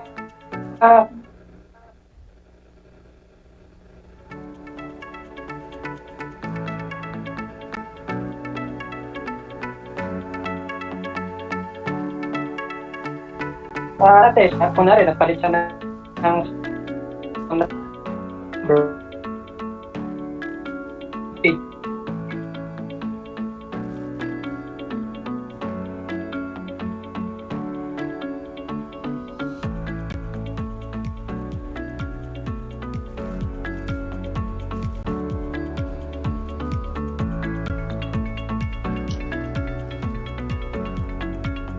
Okay, sir. Sir, in case na sila ay hindi nakapasok, mabibigyan pa rin ba sila ng pagkakataon na mag-exam sa mga susunod na mayroong examination po, sir? Yes, sir. Opo. Tuloy-tuloy lang po yun. Hanggat hindi nila naabot yung age limit nila, pwede pa po silang mag-exam. Okay. Sir, yung at saka yung height requirements kanina. So,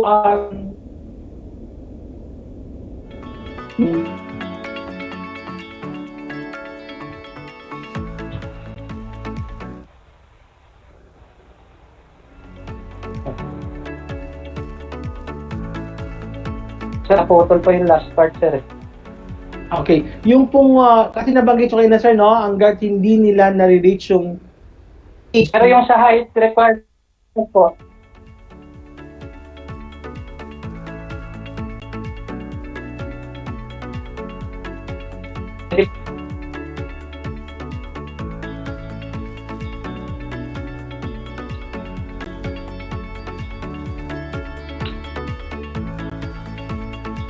okay. Next question. Sir, naputol po ulit. Naputol po ulit.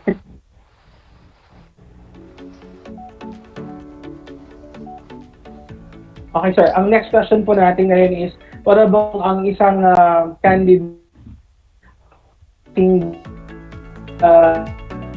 na tinatawag magpatuloy sa proseso ng pagiging candidate, na pagiging opisyal o pagiging sundalo?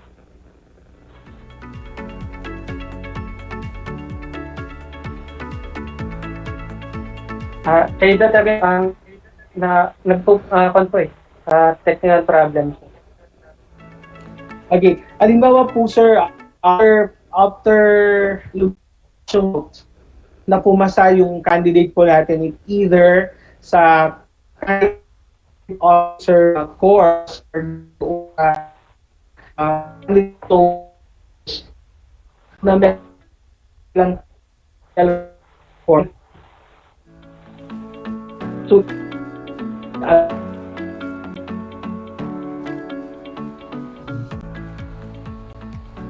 wala na, sir. Naputol na po yung boses niya talaga. Wala na pong lumabas na boses, sir. Ulitin ko po. Yung doon lang po sa kung after po mas yun lang po yung nasabi.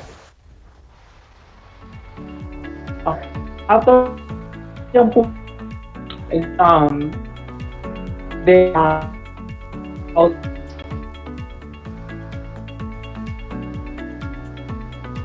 Philippine 3 portion either sa Scarlet Soldier or sa Philippine we be out the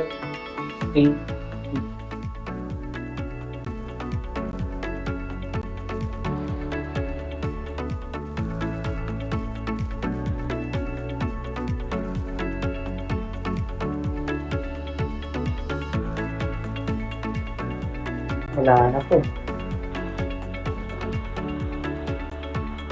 Problem po talaga. Wala na pong na-relieve, sir.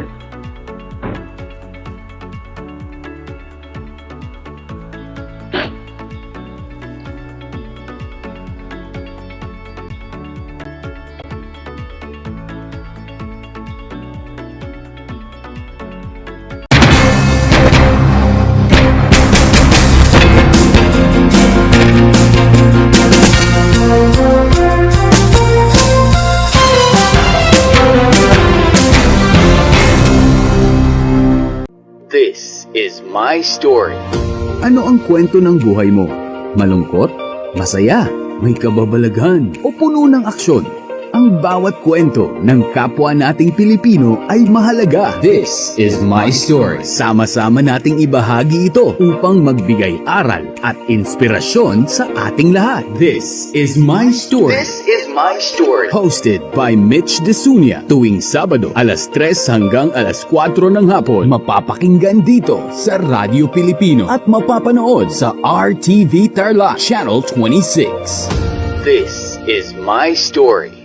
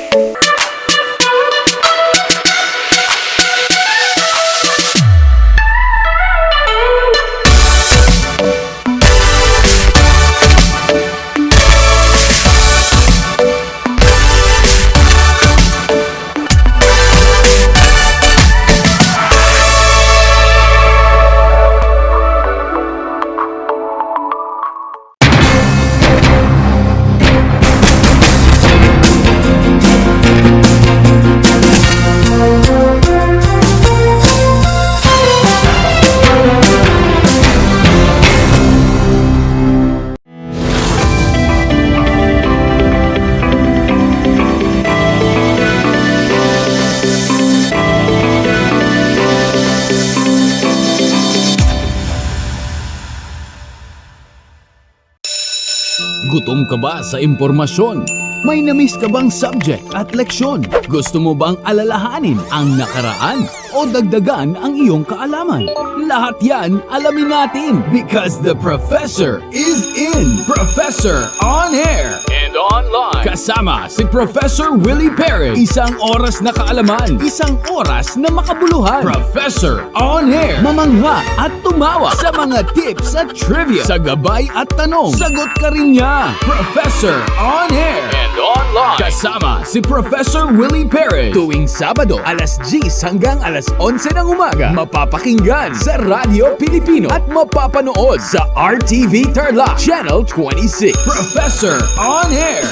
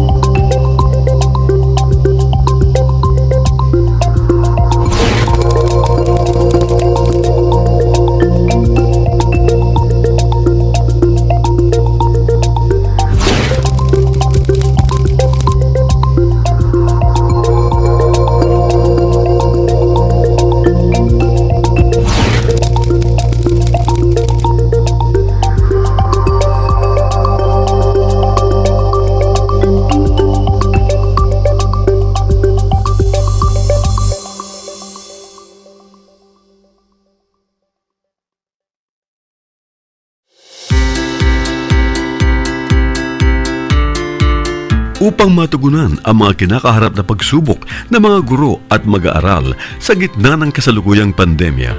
Nagsanib tulong sina